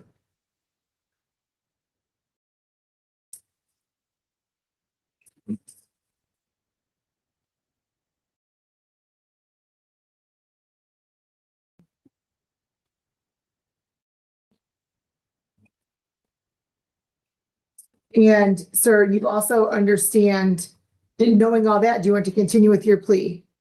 Yes. Has anybody promised you anything, threatened you, or coerced you in any way for you to waive your rights, for you to enter into this plea? No. Sorry, counsel, I'm just a little thrown off. I'm trying to get this file back in order because it's, but, Well, that's well, no, it's just supposed to, there's an order that the report has to go in, and it's way out of order, but in any, and it's all mixed in with the criminal history and such, but in any event, the last question I asked was no promise forced or threat. right? Any immigration issues, sir? No. All right, and counsel, if you can please bug your client. Right. Now, you were driving a motor vehicle in the city of Riverview. Oh my goodness, Judge, I gotta look at the date here. I forgot the date. Looks like, It was the 10th of February of 20. no, that's his date of birth. Sorry, it was April 10th. April 10th, 2026. Is that correct? Correct. Prior to operating that vehicle, you consumed alcoholic beverages. The previous night, You drank a lot of beverages, didn't you? early in the morning. And you guessed there was enough there that by the time you woke up, decided to drive to work, you not only had a hangover, but the blood alcohol level would have been about 0.21 when you got to the police station. You have to answer yes. So Yes. you have no reason to contest that result. Is that correct?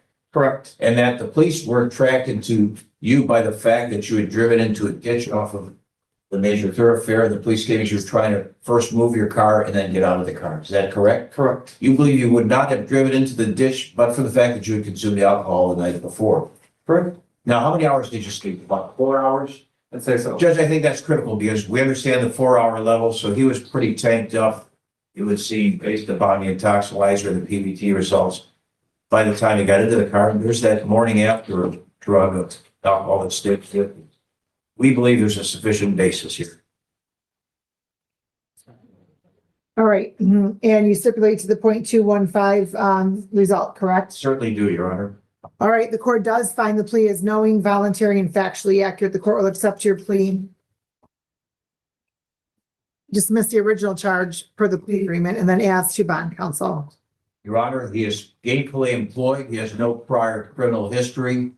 And if he were tested, even though he works at a marijuana dispensary and store, there's nothing in your system. Is that correct? Correct. In fact, you're not allowed to consume marijuana, are you? Correct. All right. Any other drugs in your system? No, sir. Any prescription drugs? No, sir. Any alcohol? No, sir.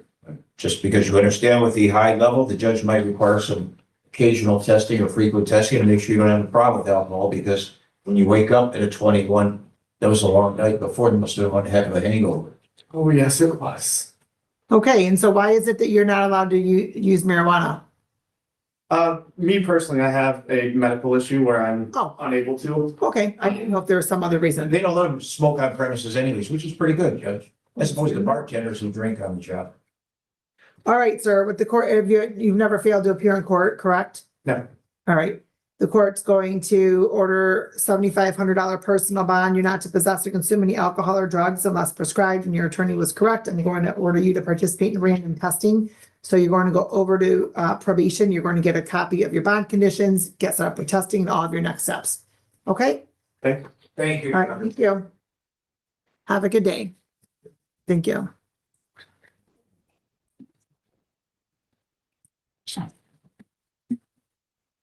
All right, we are on the record in the matter of the City of Wyandotte versus Sean King, 232116. Good morning, Your Honor. Attorney Corey Westmoreland, appearing on behalf of Mr. King. Mr. King, would you please state your full name? King. Good morning, and thank you for dressing appropriately for court. Today is the date scheduled for sentencing in this matter on your client's plea to an amended charge of operating while visibly impaired. That's correct, Judge. Do you have an opportunity to review the report and recommendation with your client? We did. This time there's no additions, deletions, or corrections that need to be made. I would just simply ask that the recommendation on behalf of Mr. King be adopted on his behalf.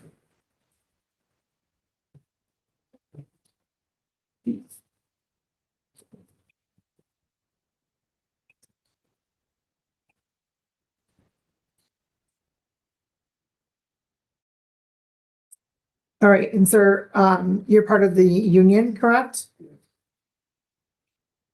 You're part of the union and your yearly earnings are $10,000? Well, I haven't been in the union because of the shoulder replacement. So I've been doing escort time signing. Okay, so your surgery was 7 years ago? Yeah, 6 years ago. Okay. And you're still not able to fully work? Well, I'm actually going to take my must program today to go back to union work, but they have to give me something I can do. I can't pick up drywall because I used to leave Oh, 60 sheets a day. all right. And so was that, was your shoulder injury as a result of a work issue or? Torn locator cuff. Oh. Is it still torn? No, my left shoulder's now. Okay. All right. And so the court's going to note after hearing from counsel, hearing from Mr. King, reviewing the report, the recommendation, the court does find that there is reasonable grounds to depart from MCL 769.5.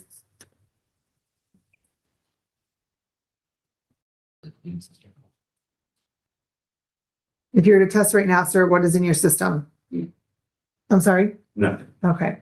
The court also finds the following sentence to be in the best interest of justice, to be reasonable and proportionate to the seriousness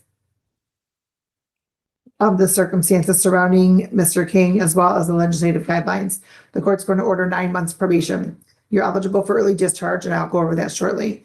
You are not to violate any criminal law of any unit of government. You're not to leave the state without the consent of this court. You are to report truthfully to your probation officer as often as your probation officer may require, in person, writing, or virtually. You are to notify your probation officer immediately of any change in address or employment status.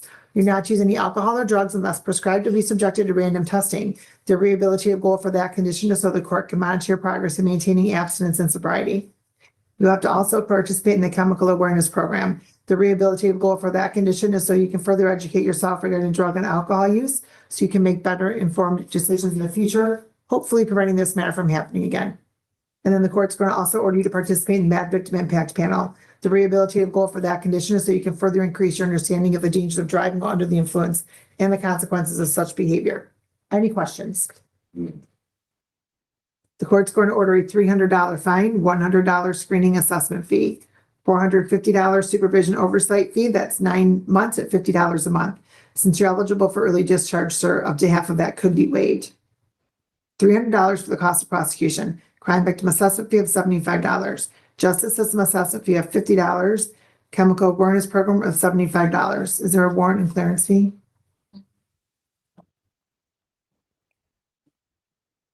It's there's a $60 because it was rate to be taxed at the $50 fee, so it's $60 total for warrant. Okay. So $1,325 plus the $60 warrant fee. So your total is $1,385. I'm pretty certain that's the total. Probation will correct me if I'm wrong. Because I chose to do that without a calculator. All right. So, sir, the court will let you know as well that you can set up your payment plan when you are over in probation. Okay? Your Honor, I believe Mr. King posted a $500 bond. Well, the only bond I'm showing is from September of 23, and it was forfeited because your client failed to appear. So that was forfeited. Did you post another bond, sir? No, you gave it back in as court. Oh, I sure did. Because yes, there is proof that you were not provided of the new date. I sure did. That's my note right there. Okay, so yes, so then your bond is reinstated and as noted on March 11th. So thank you for clarifying that for me, sir. And so probation will go over your payment plan after that bond's applied. Okay, as I did state, you're eligible for early discharge as long as all of the following have occurred. You've completed at least half of your original term of probation. All probation requirements have been completed. You've had at least 3 months without any violations, and all monies have been either paid in full or you've made a good faith effort toward making full payment. Okay? All right. Have a good day, sir. Good luck to you. Let's go on the record in the matter of the city of Riverview versus Mario Ridgway, 26235 A, B, and C. Right, guys.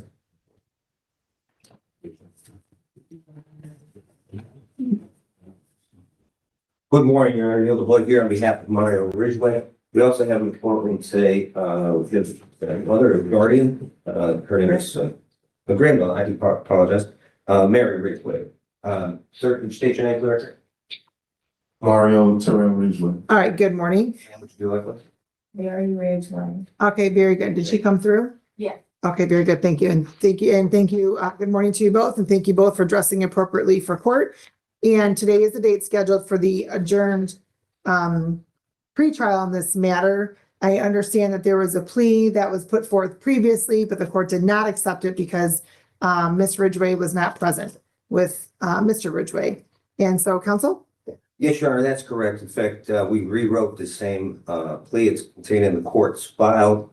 In the terms of that plea, Mr. Ridgway will be pleading responsible to added count of no proof of insurance civil infraction. I'm sorry, that's count B, correction, and additional charge of civil infraction of double parking. Counts A and C would be dismissed.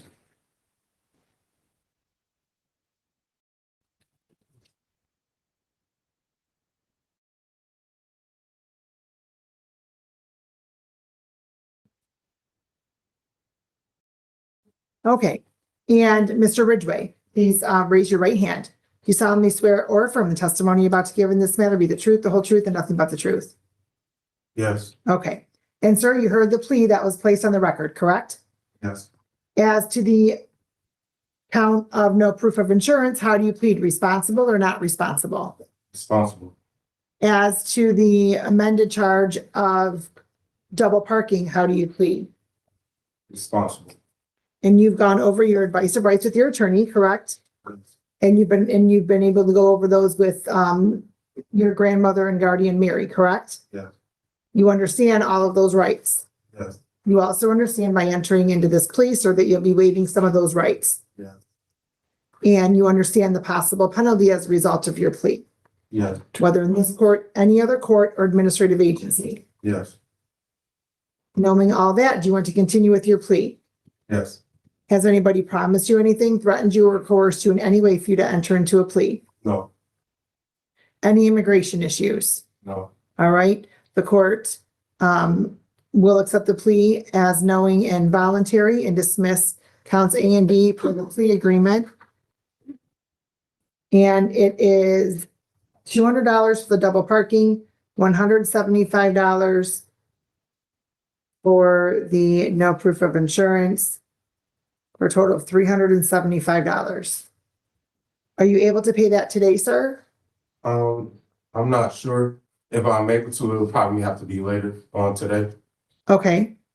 And there's no talking in court. And so if you're not able to pay it today, would you be able to pay it within 30 days? Yeah. Okay. So then let's state that this is to be paid in full by May 29th. So if you're not able to pay it today, sir, then make sure it's paid in full by May 29th. Yeah. Okay. Okay. And then you can both grab you can stop at the window to grab information about paying it online if you'd like. Okay. Okay. Thank you. Have a good day. Good luck to you. Okay, friends, in keeping with this channel's promise of 9 to 11% more Judge Boyd, I want to take us down to Texas. Judge Boyd. Just give me a moment.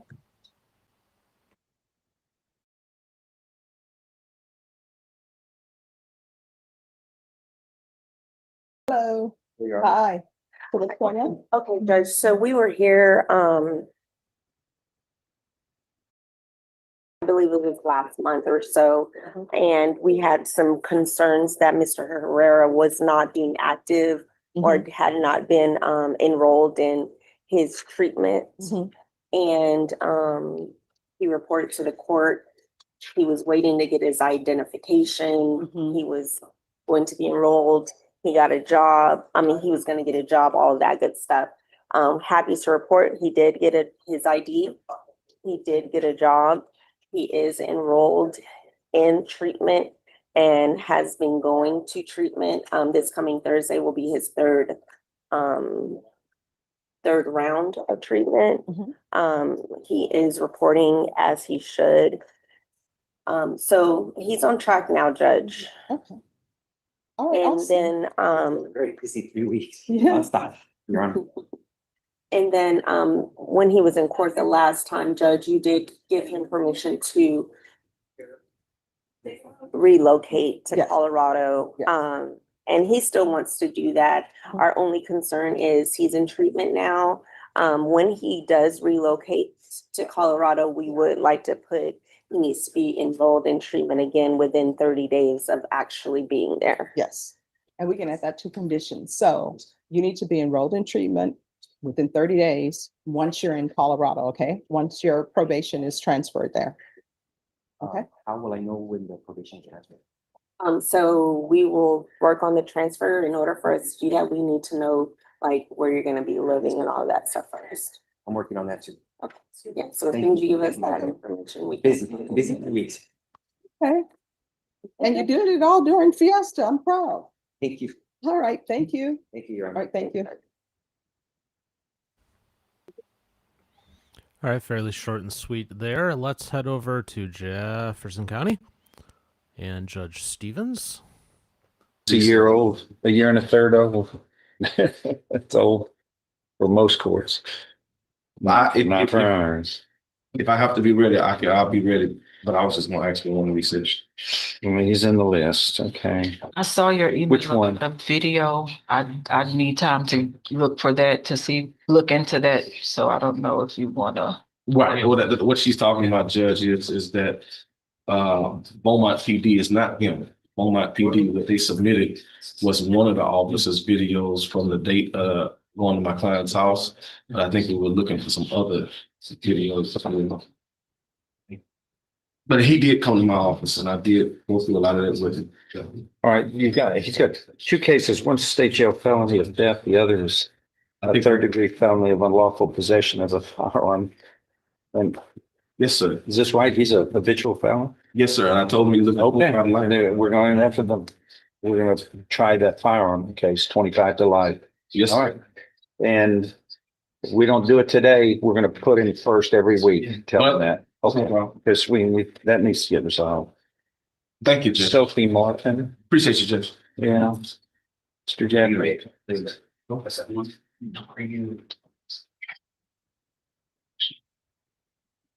Yes. Judge, I made an offer that I know will resolve the case, but That's you, but Ms. Martin? there was a family member that came up that said that there was a little bit more information that's happened since I made that offer. And so I just need a week to look at it and we'll probably plead it out, huh? 2 weeks, that's fine. We'll get it taken care of though. We said. Daquan Pugh. Trump. Hey. Hold on. Everybody stops when he says, "I was hold on." On Daquan Pugh. This is my first judge. They just released discovery to me. Does he work? Where's he working? He's got a nice fancy little, So that thing glows in the dark. Yes. This is Mr. Pugh, Your Honor. Okay. As I said, Judge, I just had discovery released to us. I'm the lawyer who was here. Get his name.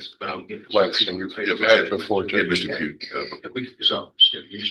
How many times is he gonna get lawyers till we can, he stops and he says, this is the one. I believe. I don't think he'll choose another after Mr. Johnson will. I believe I can get a result, Your Honor. So what kind of time do you need? Just a regular reset, Judge. I just got to go through the discovery. Charles, you've been in here before. There is nothing regular about this room. That's true, Judge. That's true. But Like a Mr. Laird, Saturday Night Live episode. Mr. Laird released it to me, Judge. You're going to go through it this week, and I'm just whatever your standard time frame is. What is 3-4 weeks? What? That'd be fine, Judge. 4 weeks will be fine. Okay. Thank you, Judge. Get a reset. Thank you, Charles. Good to see you. Good to see you. Okay.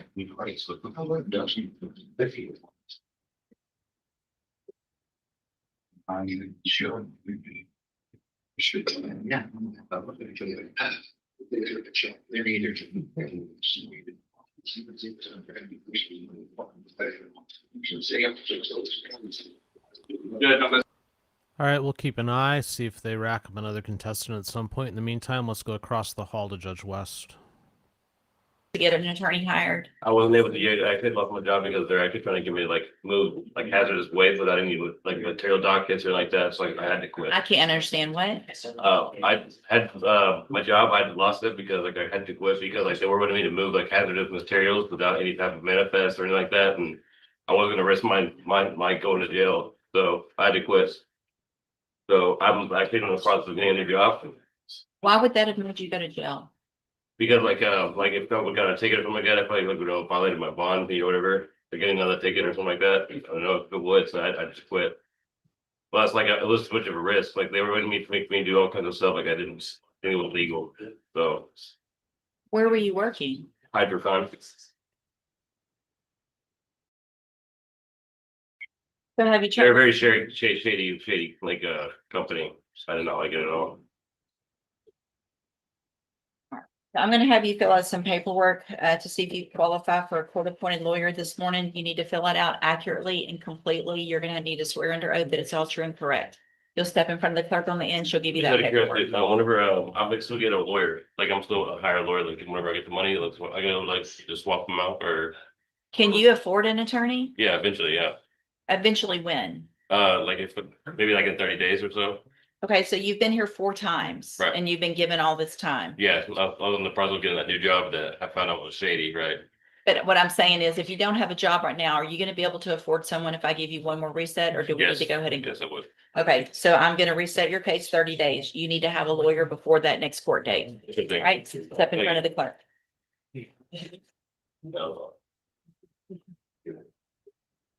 So. Mr. Morgan?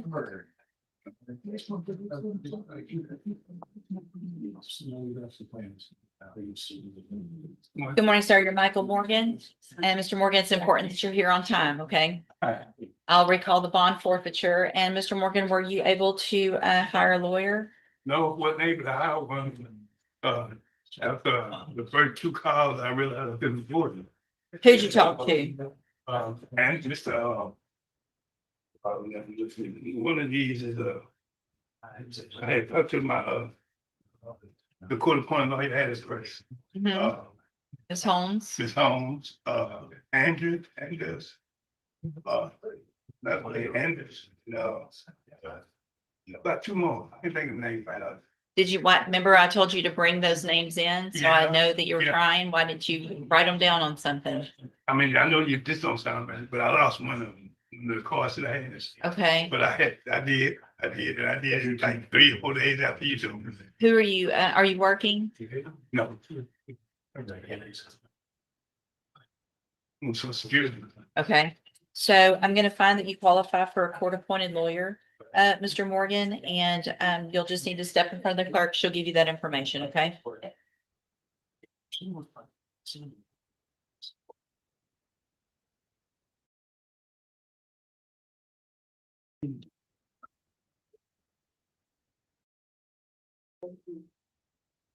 No, he qualified. He pushed through. I didn't do paper. We didn't do paperwork.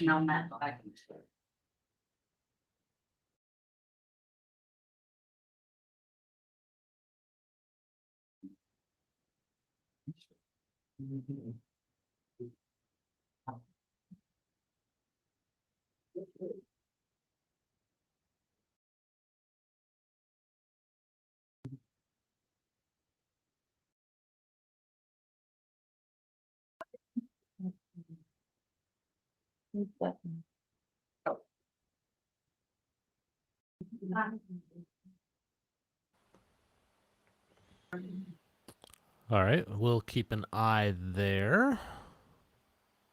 Let's go back to Judge Prill up in Huron County, new contestant. Michigan versus Amy Jo Brawlett. There are two files, 267402 and 7407FH. Time of day set for sentencing in each of the respective files. Ms. Brawlett was present, represented by Attorney Dallas L. Rooney. People are represented by Prosecuting Attorney Timothy J. Rutkowski. Back on March 2nd of this year, the defendant in 7402 pled to larceny $1,000 to $20,000 and possession of illegal possession and use of a financial transaction device. In 7407, the defendant pled no contest to larceny $1,000 to $20,000. Ms. Karen Everlands prepared the pre-sentence report dated April 9, 2026. Mr. Rooney, have you and your client had the opportunity to review the report? We have, Your Honor. Are there any additions, deletions, corrections, or objections to the report? None to the report, no to guidelines, but we did send a letter that she addressed to you. Correct, and I do recall reading that, yes. That's the only addition. All right. Do you agree with that, Ms. Brawlett? Yes. Mr. Rutkowski, any objection to the report as well as comment? No, Your Honor. Mr. Rooney, anything you'd like to say on behalf of your client before the court imposes sentence? Yes, Your Honor. My client's 54 years old now. She's on disability due to some physical ailments that were listed in the PSI. She also has some mental health issues that are also listed. I believe the narrative also mentioned the fact that she had a suicide attempt right around the same time that this latest episode was being discovered. She was investigated. So she does have some mental health issues to address as well. As her letter to you indicated, she has issues controlling herself, which I think nowadays we call that impulsivity. She wants to change, she wants to stop her behaviors, but she's having difficulty actually getting herself to listen to herself, so to speak. She is very sorry for her actions. She has been attending Bible study while in the jail. She has been on a parole detainer since her arrest, which means that she's been sitting for about 4 months now with no credit. Unfortunately, the recommendation for the guidelines is basically at the top. I'm asking you to consider something in the middle of the range. Here's the reason. The last time she was here before you on a similar type of incident, she got basically 2.5 years in prison. went to the middle of the range. Just keeping in mind that she's had essentially dead time for the last 4 months. I know that it's your practice and most judges' practice to give people increasing increments of jail or prison time when they keep coming back. So if you were to give her 3, that's more than she got last time. She has a daughter graduating in May of 29, which would be 3 years from now, which she would hope to be able to attend that in person. I would also mention, I think her letter might mention this too, that her father died while she was in prison, and then her mother died shortly after she got out. And we had tried to get her to be able to attend her mother's funeral, but DOC didn't agree with that. So she has paid some fairly heavy consequences, personal consequences, as a result of this latest cases. She does take personal responsibility for her actions. She did plead guilty to all these plea bargains. So I'm asking for less than the probation officer's recommendation, which is at the high end, if not the actual high end. Keeping in mind the fact that these are property crimes and total damages, while still significant, are way less than what she had prior to the incident, quite a bit less. We're asking to waive the attorney fees, and notwithstanding her no contest pleas, I think she does want to speak. All right. Thank you, Mr. Ms. Brawley, what would you like to say? Morning. I'd like to apologize to my children. I had higher expectations for myself. Losing my dad unexpectedly in August of 24 and not being able to say goodbye was extremely tough. As I look forward to going home and helping my mother, she tells me she only has 3 to 6 months to live. And in that 6 months,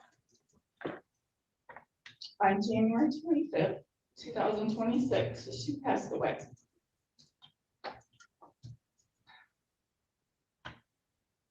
Your Honor, I spent 64 nights with my mother as her caregiver first and a daughter second. It was a battle of tough love between her dementia, hallucinations, medications, personal care, and repetitive conversations multiple times a day. It was mentally exhausting. In November, I asked my youngest sister for help, as she is the administrator of our parents' estate. She refused to accommodate me, told me it wasn't possible, when in fact her Black Friday shopping was priority. I cried almost every day. I thought my mom was too stubborn to die, but watching her decline before my eyes was the absolute worst punishment ever. I missed both of my parents' funerals. My oldest son is getting married next year. I need a right hip replacement and my knee is messed up. I can barely stand or walk. My PO kept telling me to take care of myself, but it was kind of hard when I was the only one there. I had 2 other sisters who refused to step up to help me until they were given no choice when I left my mom's house on December 17th, which was the last day I saw my mom.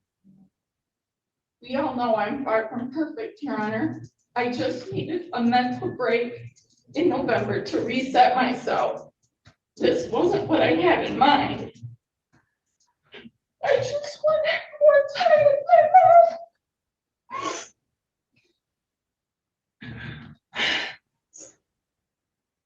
A daughter without her mother is a woman broken.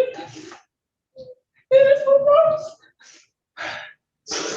that turns to arthritis and settles deep in your bones. Because I now know my mom was my worst enemy, but my biggest supporter. And not being able to say goodbye to her and my dad because of my own actions is just cruel. I'm suffering every day. Every time I look at my mom's obituary, I just can't believe that she's gone. Her cancer, she had bone cancer, was horrendous. Absolutely horrendous. And Your Honor, I know that the court wants to throw the book at me, and I probably deserve it. But I feel I've already had the worst punishment a daughter could get, and that was losing both my parents and not being able to grieve them properly.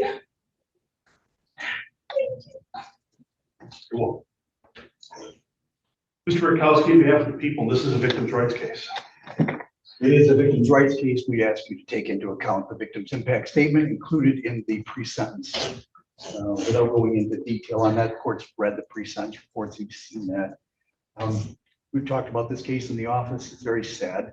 The circumstance that Ms. Brawlett brings up, it's true. But the recommendations are based, I believe, in fact, on the fact that the last time that we were here, and mind you, Ms. Brawlett has 9 prior felonies and 4 prior misdemeanors, but one of them involves taking money from her mother. And then we get to this case where her mother, when she gets out of prison, her mother wanted to see her again and to interact with her. Ms. Brawlett described her interactions with her mom. The fact is, though, that she'd taken her mom's debit card and used it at these 2 different places to the tune of the amount that the court has in front of it.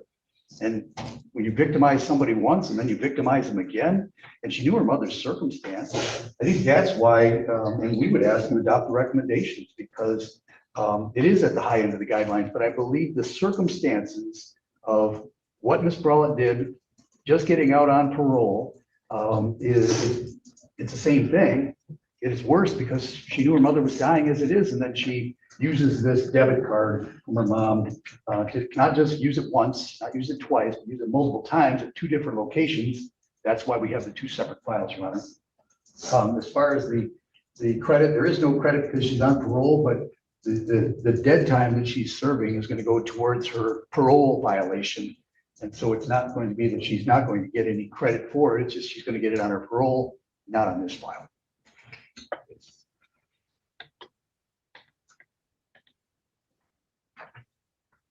It's difficult when you lose a parent or lose parents. And certainly Ms. Brawlett experienced that not too long ago.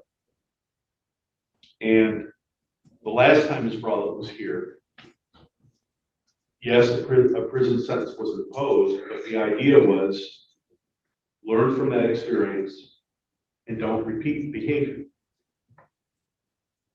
And the court understands there's some mental health considerations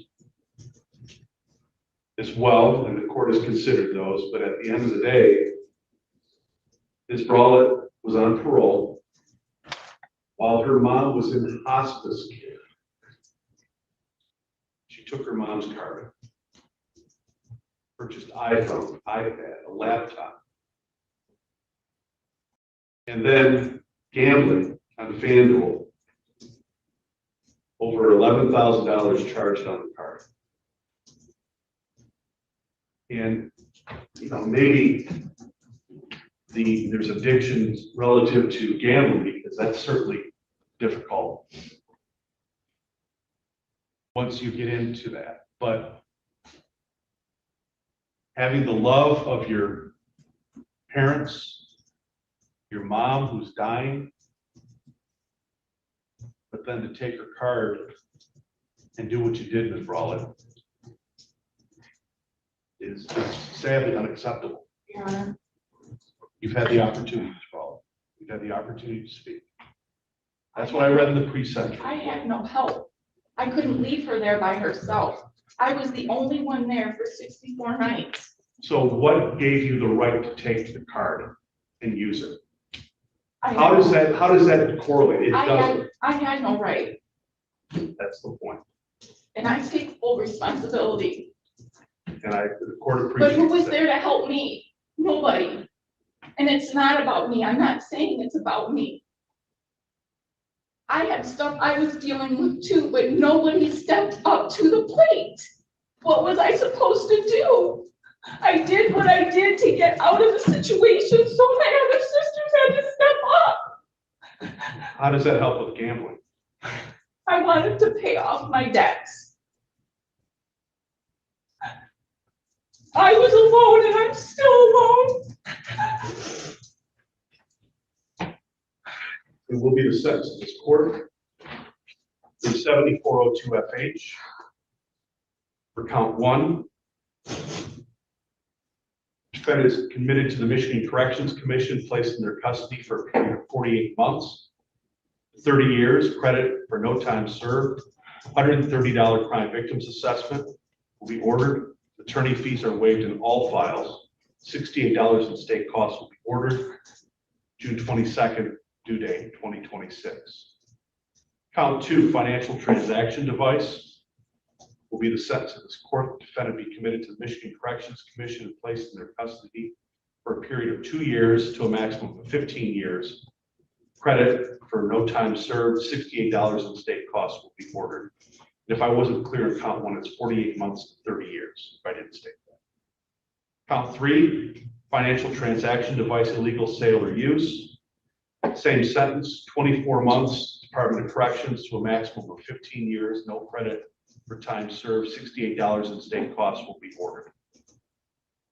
In 7407 will be the sentence of this court, that the defendant be committed to the Michigan Corrections Commission and placed in their custody for a period of 36 months, 5 years, no credit for time served, $130 crime victims assessment. Again, attorney fees are waived. $68 in state costs will be ordered. These sentences shall be served concurrently with each other, but consecutive to the parole sentence. It's my duty to inform the defendant she has right to seek leave to appeal. If she's financially unable to provide counsel of her own choice, court will assign counsel for dispense. She's to initial the receipt questionnaire form requesting the assignment of counsel, both of which must be executed under oath filed with the clerk of the court within 42 days. Was there any restitution requested? No,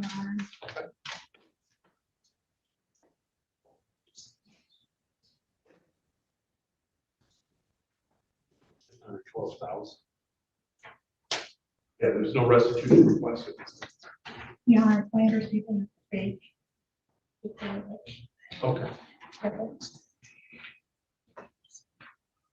Remanded in custody of the sheriff. They'll be on right here. I have so many things that I could say on that one, but I probably talk too much anyways, so we will let it go. Let's go to Judge Stevens, new contestant. 19-33584 is now called the State of Texas versus Brandon Lee Dorsey. Is that you? Yes, sir. Present, is it your attorney, Mr. Dusler, and the state's attorney? There is a motion to revoke unadjudicated probation that's pending here. What are we going to do today? Judge, we have an agreement for a 1-year state jail if the court approves that. Otherwise, if you don't approve it, then I think the probation office is agreeing to put him back on probation, back in safety. They want him to get some services, put him on the mental health caseload and get some services and get him some help.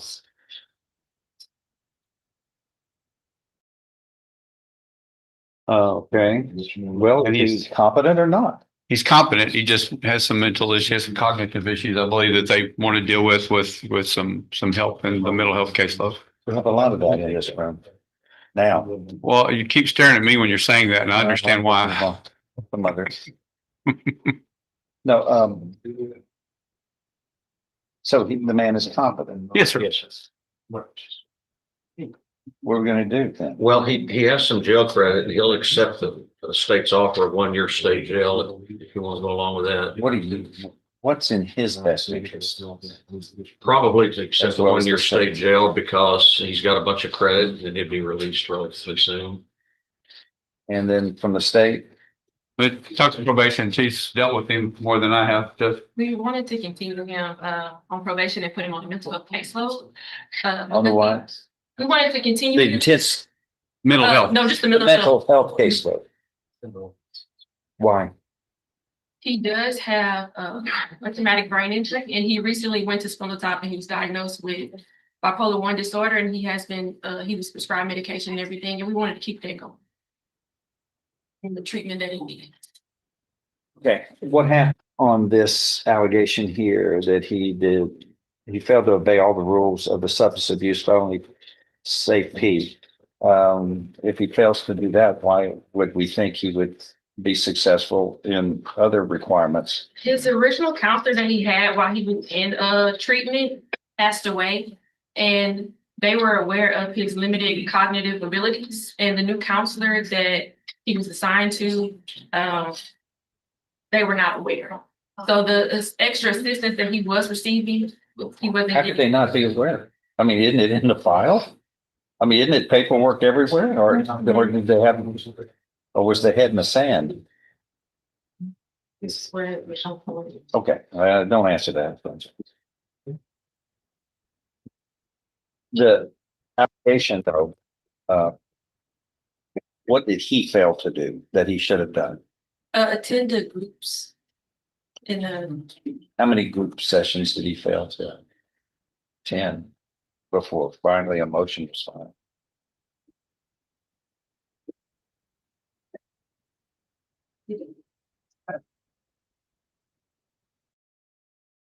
he was instructed to attend weekly. And He was instructed to attend weekly. how many did he fail to attend before? Does it show when Let's see if we kind have- of became AWOL?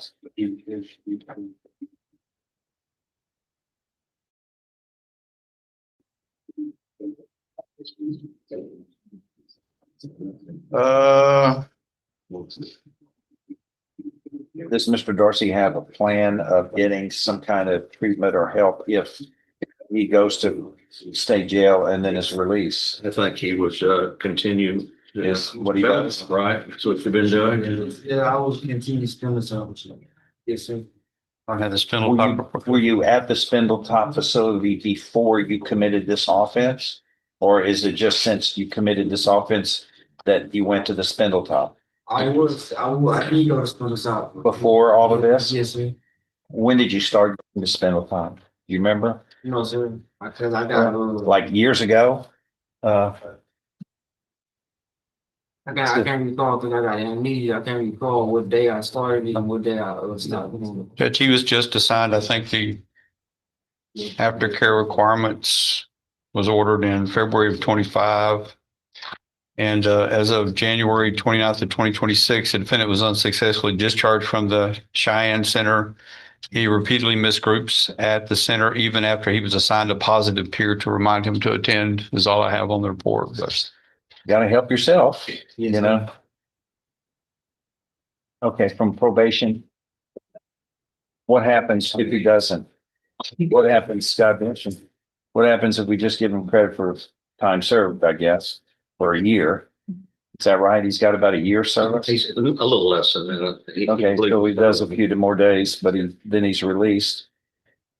What's going on to help him do what he needs to do? Because we have a, can I see the pre-sentence sheet? Yes, sir. Thank you. You know what I'm looking for is criminal history.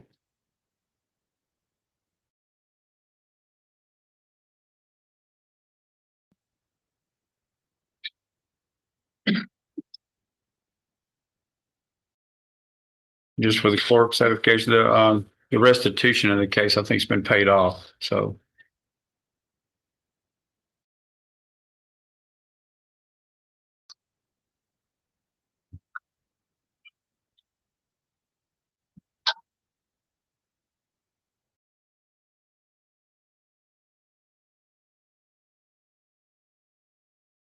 Yeah, unauthorized use of a motor vehicle, stealing cars. I'm looking at this four different types of dispositions, not only in this county, but in Liberty County, Wharton County, Taylor County.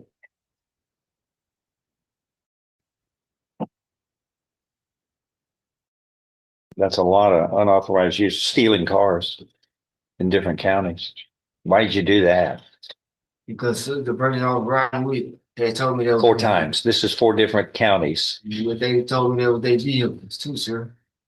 I'm sorry. They had literally lied to me and so Other people lied to you? that was their vehicle, but I didn't understand. I didn't know that wasn't their vehicle until I got the law pulled me over and told me this is a stolen vehicle. Well, They told me that they was their vehicle. okay, but you were put on probation here before me, right? Right. For unauthorized use of a motor vehicle. Did you lie to me when you were entering your plea and you said you were guilty? I swear to God, that's what you said. No, I sir, swear to God, I am guilty. I didn't lie to you. Okay, so you were guilty of that. Yes, sir. Okay. The other findings where you were placed on probation, you would have had to say the same thing to the judge. That's normal.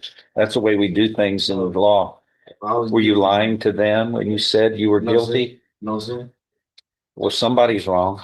I don't think it's the judge. They follow kind of a rule of procedure under the law. Do you think you need more assistance that we can help you with?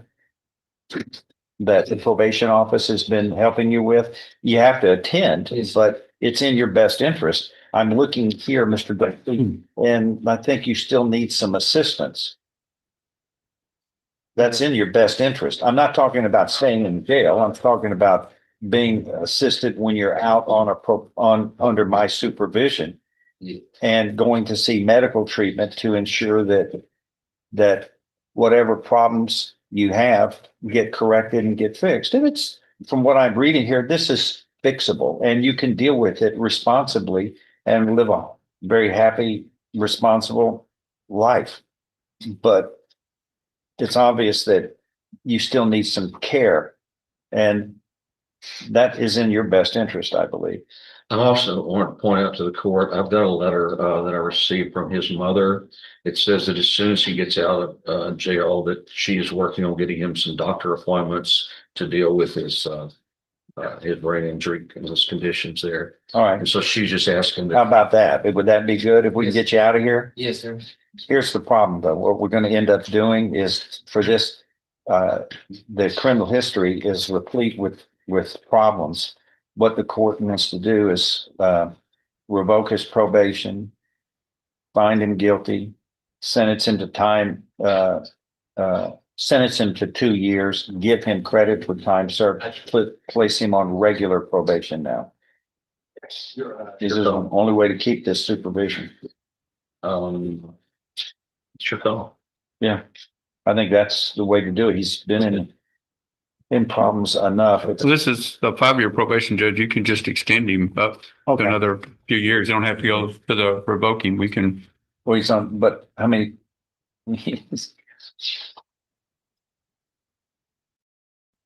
The problem is what he's charged with again. Yes, sir. And this is not following the rules. And yes, sir.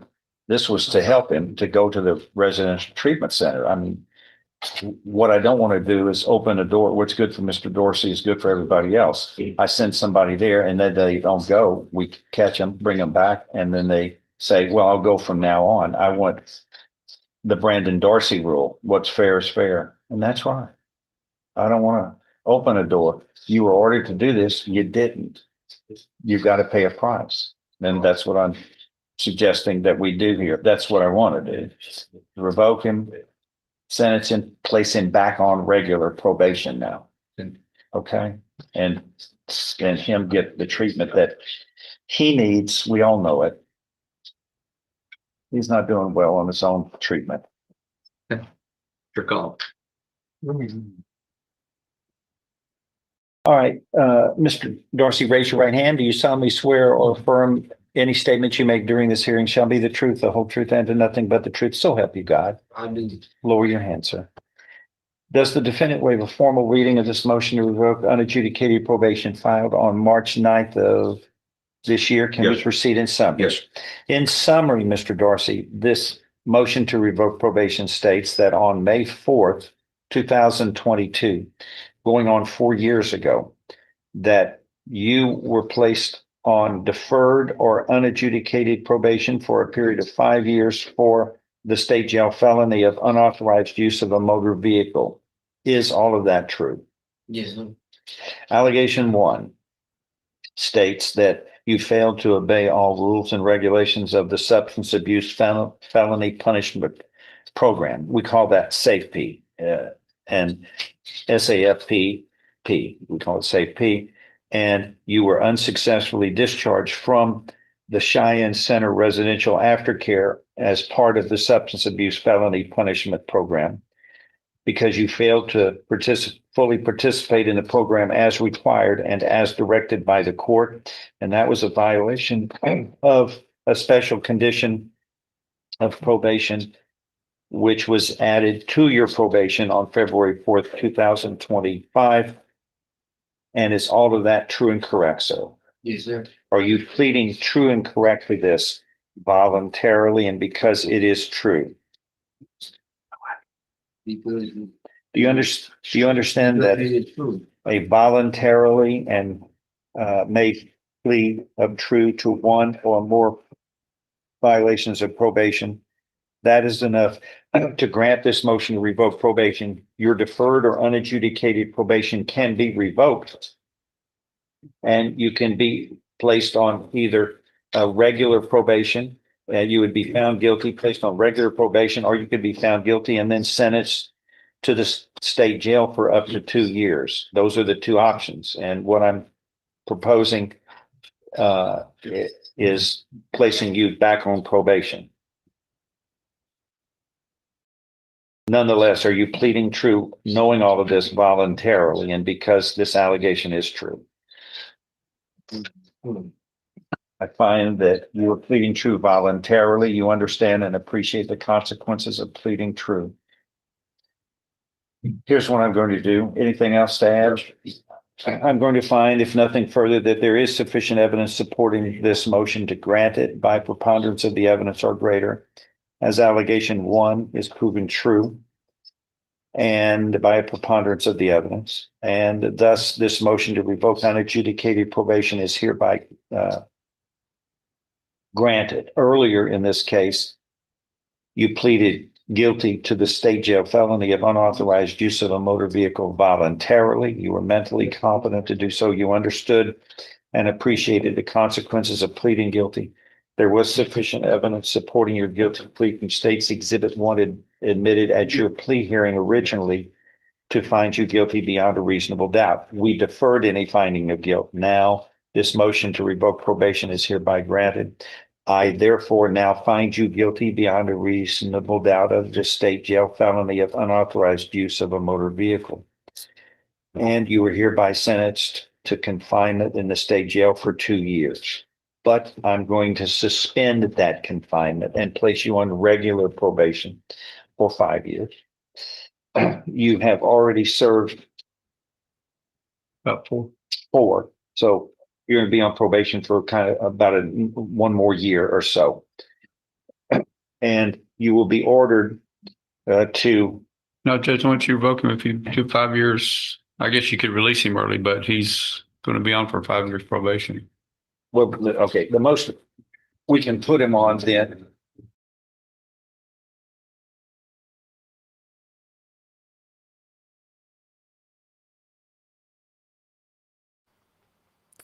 And Judge cut his audio. Okie dokie. Let's try to bump past that.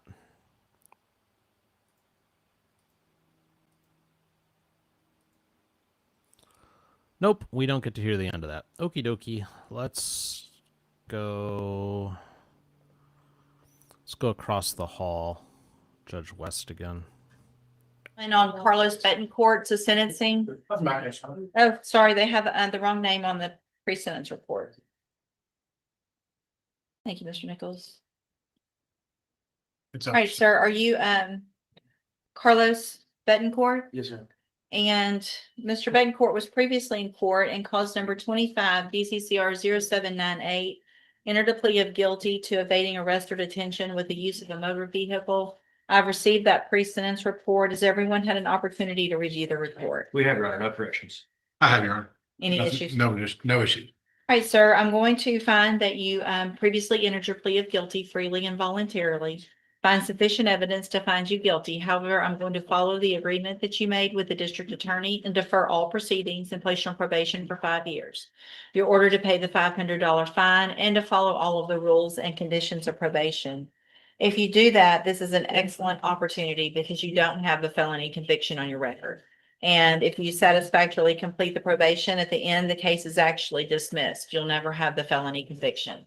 The other side of that is if you violate any condition of probation at all, you could be brought back into court. You could be found guilty, so you would have the felony conviction, and you could go to prison for anywhere in the punishment range, which is between 2 years and up to 10 years. Do you understand? Yes, Your Honor. I'm handing you the trial court certification that shows this was an agreement that I followed, and so you waived your right to appeal. You need to have a seat here in the courtroom. Probation is going to call you up to her desk when she's ready to go. All right, good luck to you, sir. Christopher Stiles, it's a sentencing, Mr. Galmore.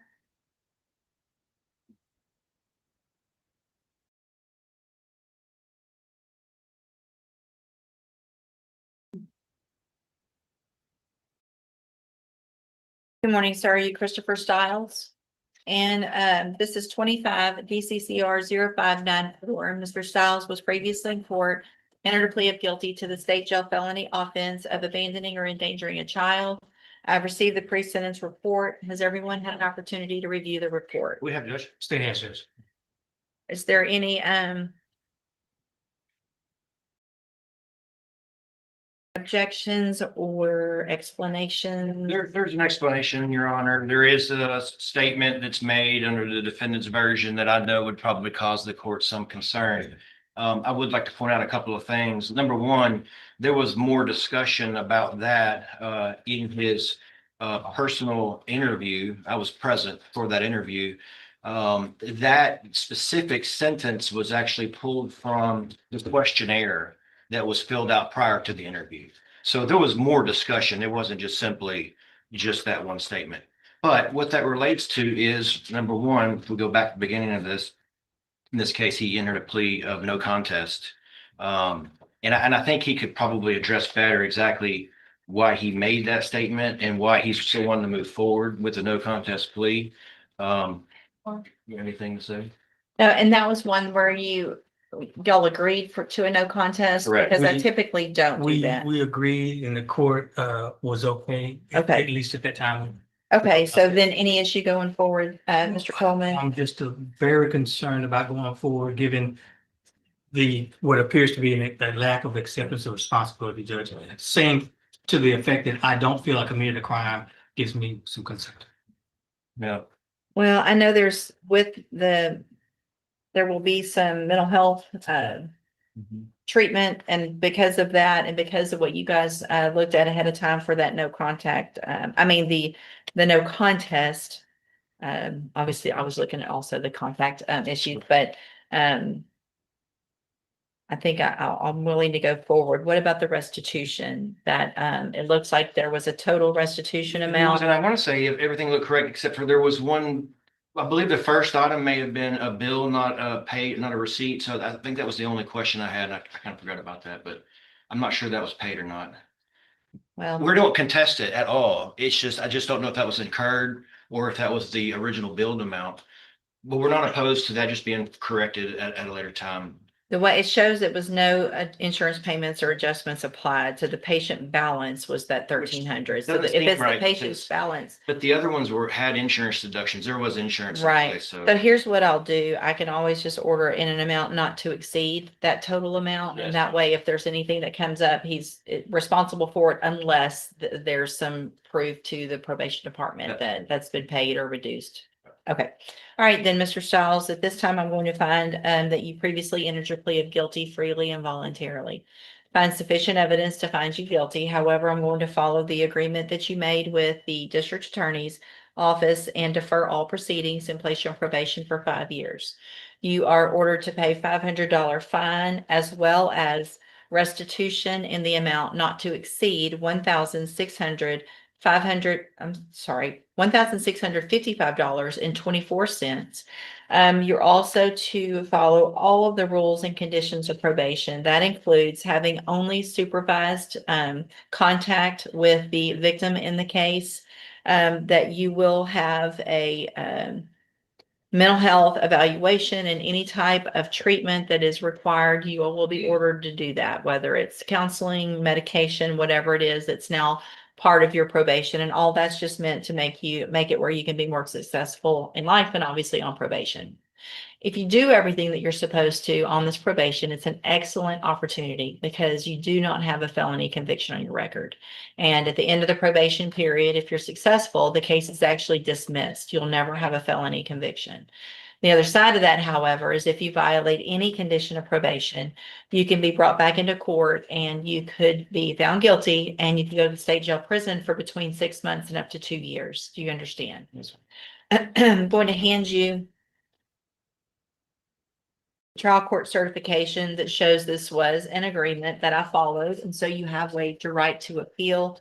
You need to have a seat here in the courtroom. Probation is going to call you up to her desk when she's ready to go over your paperwork. Good luck to you, sir. Thank you, Judge. Thank you.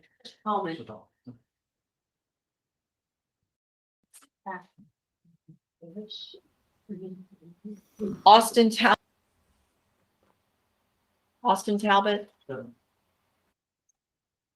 Alyssa Bush.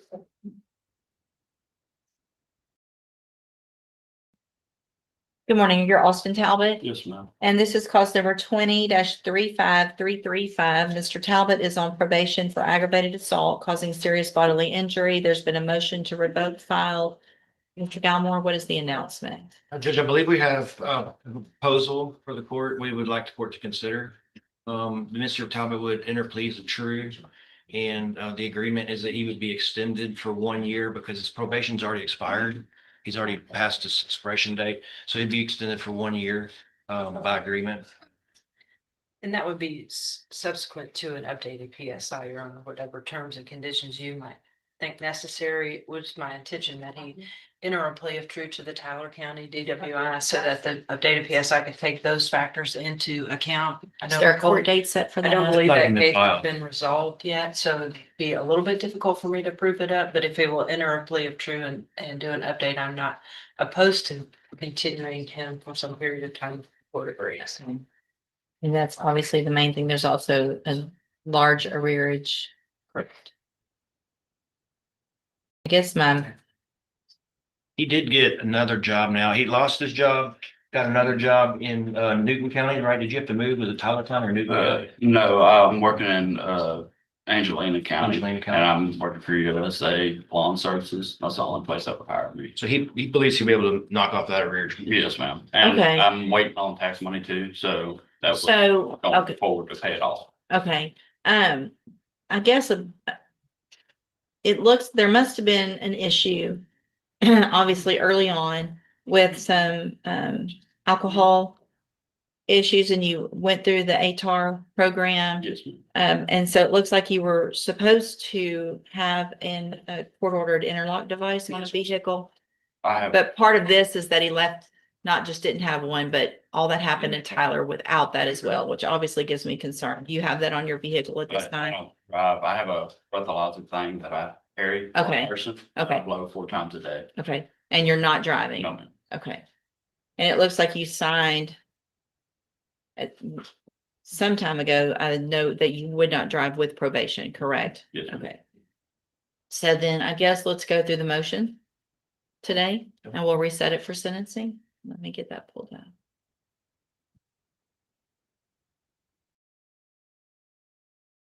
Mr. Talbot, would you please raise your right hand? Do you swear or affirm the testimony you're going to give in this hearing to be the truth, the whole truth, and nothing but the truth?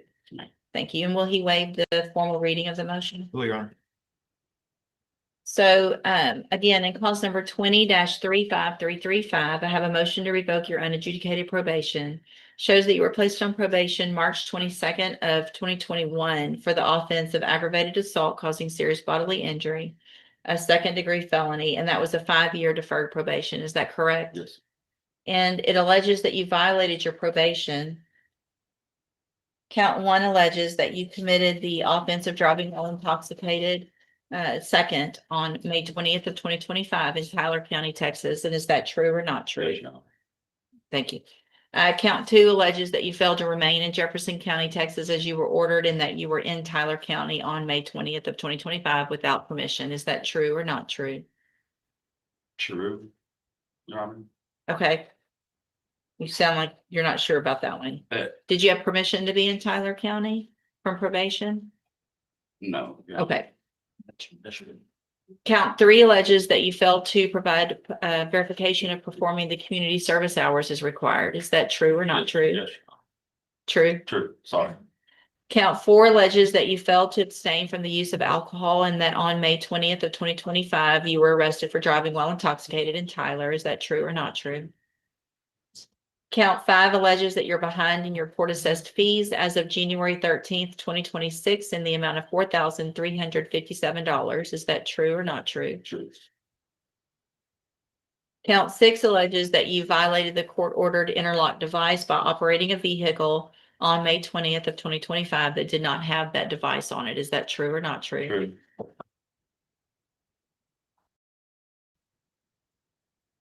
All right, did you enter your pleas of true to counts 1 through 6 freely and voluntarily? Yes, Your Honor. And because those counts are actually true. All right, then I'm going to find that you entered your pleas of true to 1 through 6 freely and voluntarily. Find those counts true, find sufficient evidence to find you guilty and revoke your probation. However, I'm going to reset your case for sentencing so that the probation department can do an updated report, and then we'll come back with the notation that it is the agreement to extend probation by 1 year, and then I'll look at any other conditions based on that report, I guess, that might be necessary. That's our understanding, Your Honor. Okay, if you'll just stop and talk to probation at the desk over there on your way out, we'll see you back at sentencing. Judge, I'm sorry, may I just Yeah. add a couple things while we're here? Yeah, wait just a second. Go ahead, ma'am.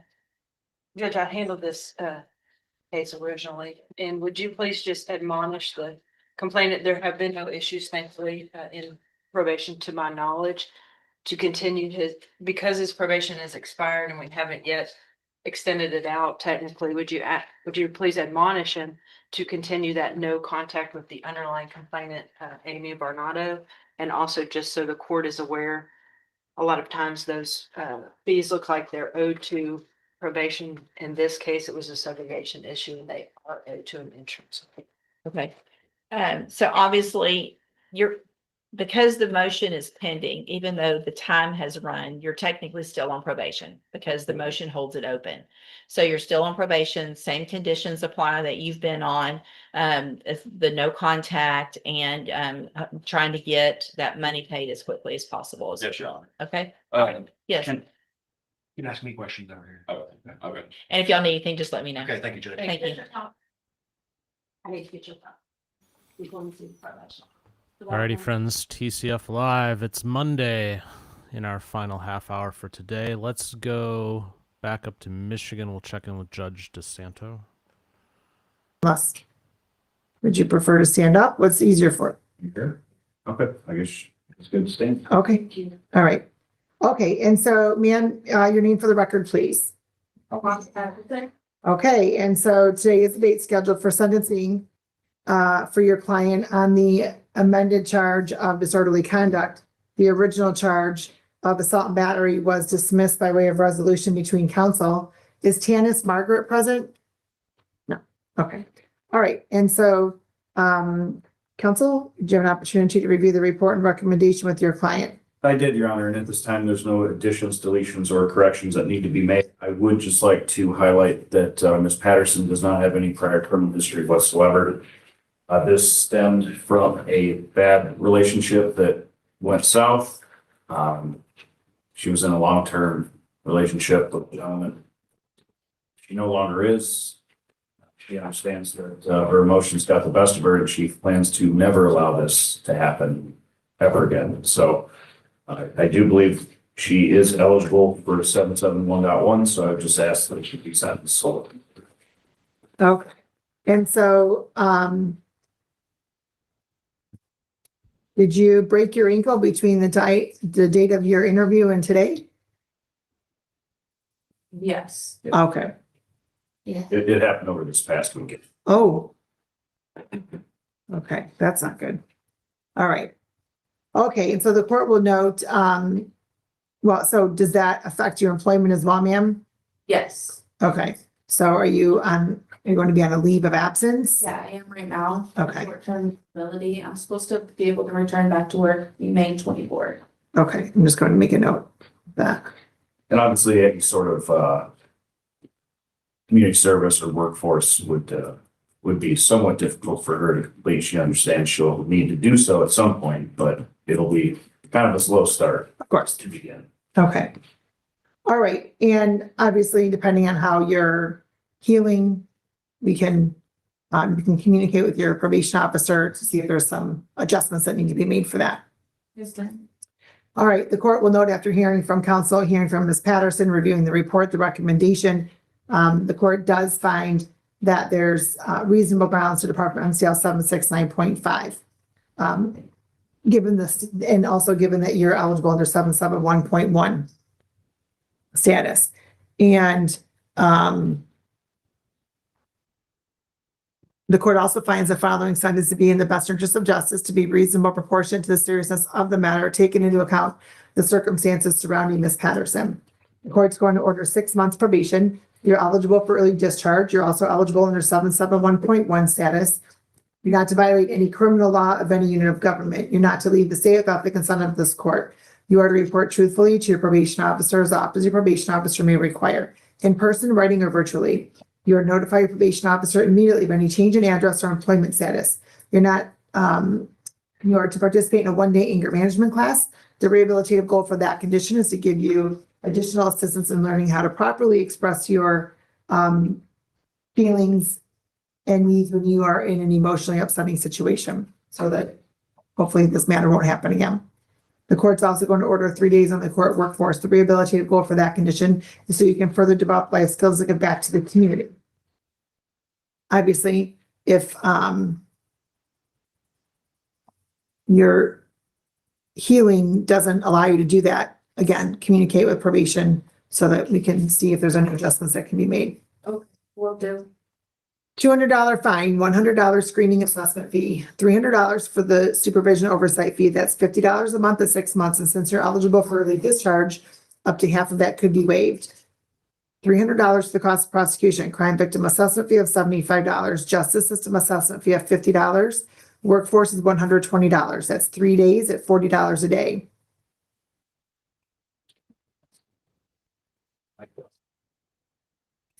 So I believe that that's $1,145. And as I did indicate, you're eligible for early discharge as long as all the following have occurred. You've completed at least half of your original term of probation. All probation requirements have been completed. You've had at least 3 months without any violations, and all monies have been either paid in full or you've made a good faith effort toward making full payment. Okay? And yes, you did post a bond, and so that can get applied, and then you can work out a payment plan with. Okay? Thank you. Good luck to you, ma'am. Just have the information. Somebody will be with you shortly. You're welcome. All right. We are on the right. Well, I just had something fun happen, friends. Do you remember cash? Remember how we used to have that thing called paper money that we used to throw around all the time? And every now and then you'd get lucky and you'd put on a jacket that you hadn't worn in like forever, and there'd be like a $20 bill you'd find, and it'd like make your day. I had a $37 deposit show up in one of my accounts this morning that I was not planning on. And it's only $37. But you know what? It's $37 I didn't know I was going to have. So, yay. Just saying. Let's go back to Judge West. Joshua Barlow. And this is 17-26688. Mr. Barlow's on probation for possession of a controlled substance. There's been a motion to revoke filed. What is the announcement? Judge, I think we've come to an agreement with the state for us that would allow Mr. Barlow to continue with his probation, and also us resolve the issue of the case in Harris County. And I guess I don't know if we want to enter the pleas now, or how do we want to handle that? Or we go back to court there on Thursday. So I guess, is it agreed here Yes. Judge, it's my understanding that those cases will not be prosecuted in Harris County. If we can receive confirmation of that on Thursday, I have no reason to doubt what Mr. Lewis has told me on that. And possibly extend Mr. Barlow. He's set to expire next year. If you refer to the original PSI, Judge, you will recognize his name from some other more egregious offenses that he was able to get out from under, so to speak. I would ask the court if you feel like we have time today, we can drug test him today just to make sure he's negative today. And then we wanted to defer to you with respect to entering pleas or waiting to see what happens on Thursday. If we can maybe put it in a week or two, that might help us, but whatever you want. Okay, let's make sure you're clean today. Mr. Barlow, have a seat in the jury box. We'll do that. And then I guess probably easier to just reset it a couple of weeks and make sure that's gone. That way you can abandon them instead of him pleading not true, whatever. Let's do it that way. Okay. Typically I'd say let's take the pleas, but let's wait since it's just this week. Okay. But let's do this first. Let's all take note of that important safety reminder from Mr. Barlow there. Always attend court wearing reflective yellow for your own safety.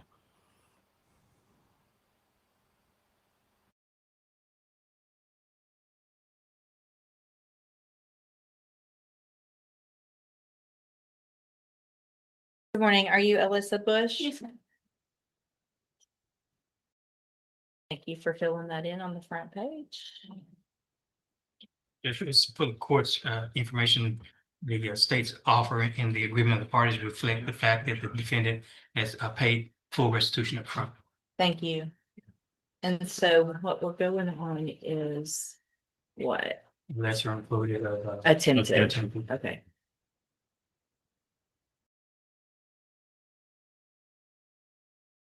And will your client waive the formal reading of the indictment? She does.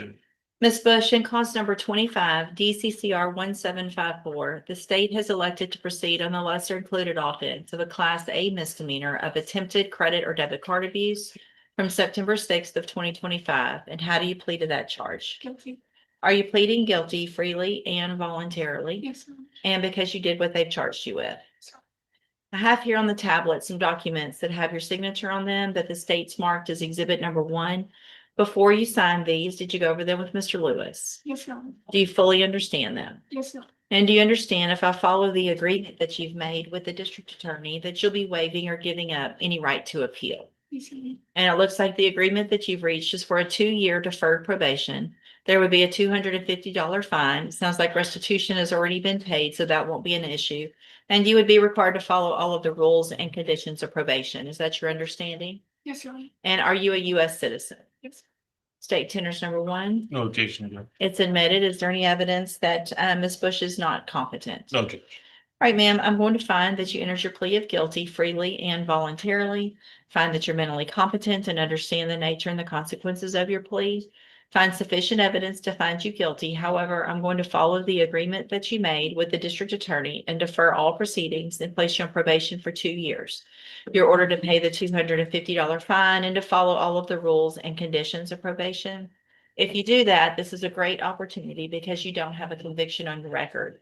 And at the end of the probation period, if you satisfactorily complete it, the case will actually be dismissed and you'll never have the conviction.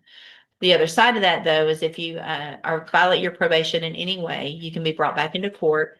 You can be found guilty of the offense and sent to the Jefferson County Jail for up to 1 year. Do you understand? I'm handing you the trial court certification that shows this was an agreement that I followed, and so you've waived your right to appeal. Excuse me. If you'll just have a seat here in the courtroom, probation's going to call you up to her desk when she's ready to go over your paperwork. And she's sitting at that desk right over there. So just watch for her to call your name. All right. Good luck to you, Ben. Thanks, Judge. Thanks, Judge.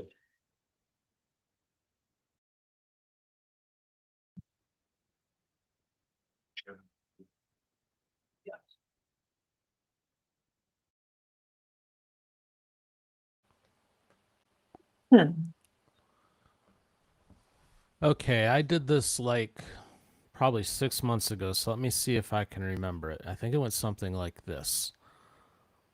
Let's head west from Judge West to Judge Boyd, who's the best, with purses and flowers where birdies might nest. Yeah, that's it. There you go. Judge Boyd.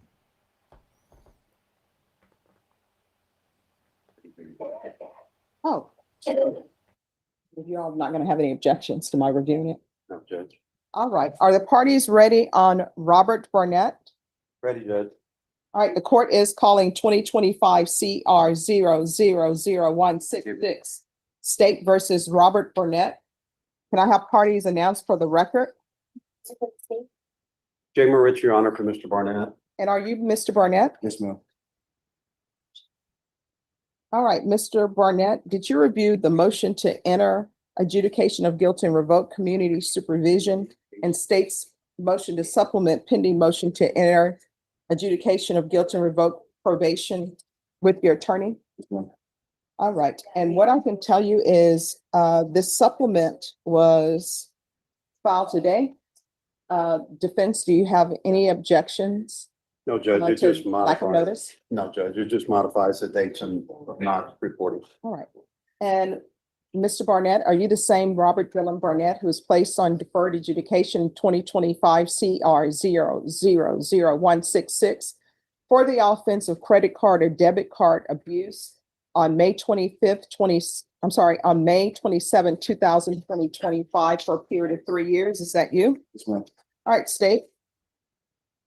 Violated condition number 2 on or about the 24th day of September 2025 in Bear County, Texas. The defendant, Robert Dillon Barnett, did then and there fail to submit to drug testing as directed by the court officer, supervision officer, and or duly authorized agent of the court in violation of condition number 2. How do you plead to that? True or not true?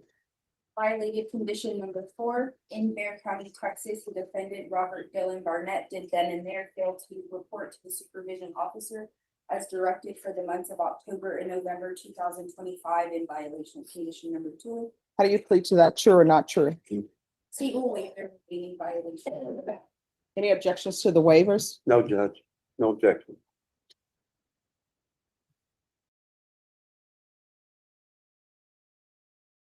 Did you understand by pleading true to violations 2 and 4, the court can find it true, grant the motion, find you guilty, sentence you up to 2 years in the state jail facility and up to a $10,000 fine? Knowing that, do you still wish to plead true to violation of conditions 2 and 4? Court will find violations of conditions 2 and 4 true. Is there a proposed agreement? Yes, Judge, there is a proposed agreement to grant state's motion and term adjudication of guilt. With an overlaying of 2 years, 2 over 3, and then alternate amend conditions to add the 30 days GPS and a tab evaluation. All right, so why would I follow this agreement? He's been missing. It was, he's been on parole, he's been reporting. The parole officer is going to be removing or withdrawing or what is he going to? I was supposed to discharge last week. But I mean, I don't understand why he hasn't been reporting for this probation. That's why I don't know why I should follow this agreement. He hasn't been present. You want to raise your right hand? Do you solemnly swear or affirm the testimony you give will be the truth and nothing but the truth, so help you God? Yes, ma'am. All right, you can lower your hand, state your name for the record. Robert Barnett. All right, so, and counsel, do you want him to answer these questions? Yes, Judge. All right, so why have you not been reporting? Just, I was been helping my grandma, she was home here. I talked to her and just, everything I was doing just became a lot. So I just got off track a little bit. But I don't know why you didn't pick up the phone and call somebody. Did you pick up the phone and call somebody and tell them you have issues? Well, my probation officer did know about that. She did know about that. My grandmother, helping my grandmother and shit. It just got overwhelming with it. Mm-hmm.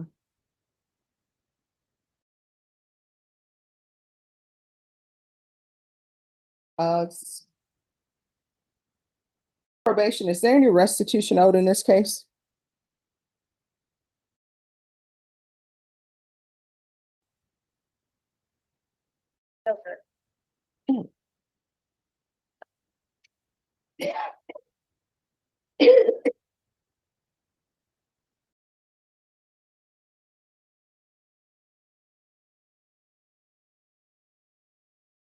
All right, and this issue with his grandmother, do you have knowledge of that, counsel? He had mentioned it to me, Judge, but I do not have anything to verify. All right, where's the verification? I know, you can call her or anything, and Kathy Lee, I got a number. Well, your attorney can talk with her. All right. Once you talk with her, I mean, if you want to call her today, then I'll come back with my decision. Okay, would you want me to try right now, or you have a number for us?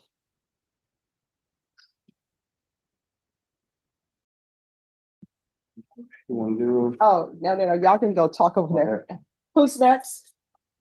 Not knowing yet. If may I approach? Yes. We've spoken with the state. They don't want to dismiss, so we're just gonna need a reset. Okay. And I don't think she's competent to take a plea at this time because of the medications that she's under. All right, Norma. All right, friends, let's head back up to Judge DeSanto and we'll finish our day there. Joseph Jenkins. All right, good morning. Please remove your hands from your pockets. And today is the date scheduled for sentencing in this matter on your client's plea to public intoxication.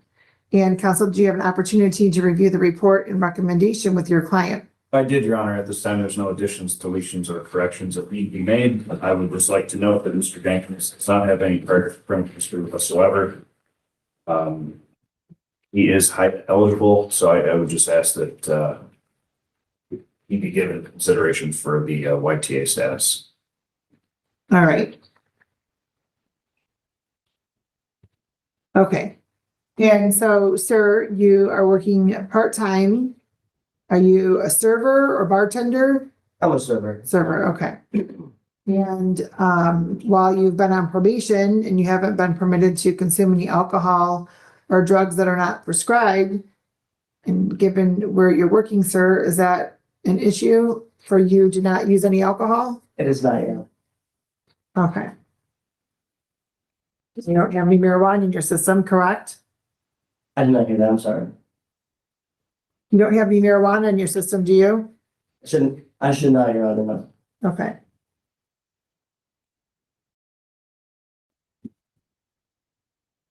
Do you know the individual at the home on Chestnut?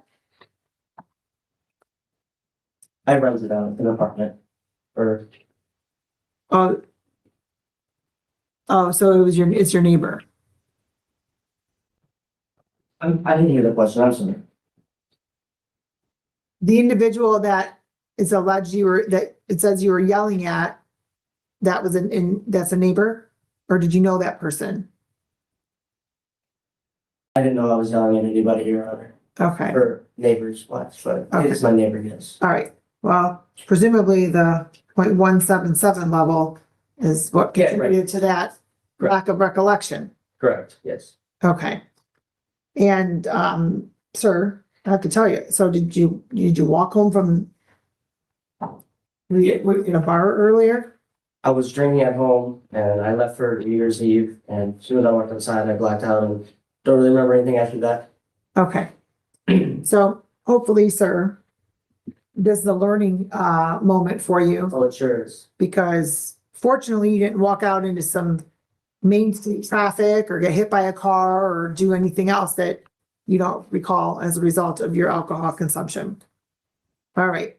And so then, counsel, the court does find, after hearing from Mr. Jenkins, reviewing the report, the recommendation, the court does find that there's reason in the status eligible to your client, that your client's eligible for. The court does find that there's reasonable grounds to depart from MCL 769.5.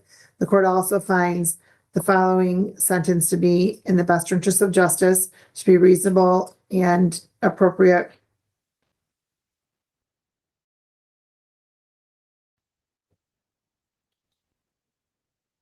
Due to the circumstances surrounding Mr. Jenkins and the legislative guidelines, the court's going to order 9 months probation. You're eligible for early discharge, which I will go over shortly. You're also eligible under the Home's Youthful Training status. You are not to violate any criminal law of any unit of government. You are not to leave the state without the consent of this court. You are to report truthfully to your probation officer as often as your probation officer may require, in person, in writing, or virtually. You are to notify your probation officer immediately of any change in address or employment status. You're not using any alcohol or drugs unless prescribed to be subjected to random testing. The rehabilitative goal for that condition is so the court can monitor your progress in maintaining abstinence and sobriety. The court's also going to order you to participate in the chemical awareness program. The rehabilitative goal for that condition, sir, so you can further educate yourself regarding drug and alcohol use, so you can make better informed decisions moving forward. And then the court's going to order 3 days on the court workforce. The rehabilitative goal for that condition is so you can further develop life skills and give back to the community. Any questions regarding those conditions, sir? No, Your Honor. All right, the court's going to order a $200 fine, $100 screening assessment fee, $300 supervision oversight fee. That's $50 a month at 6 months. At 9 months, that's the wrong amount, sorry. $450, $50 a month at 9 months. Since you're eligible for early discharge, up to half of that could be waived. $300 for the cost of prosecution, crime victim assessment fee of $75, justice system assessment fee of $50, chemical awareness program of $75, and workforce is $120. That's 3 days at $40 a day.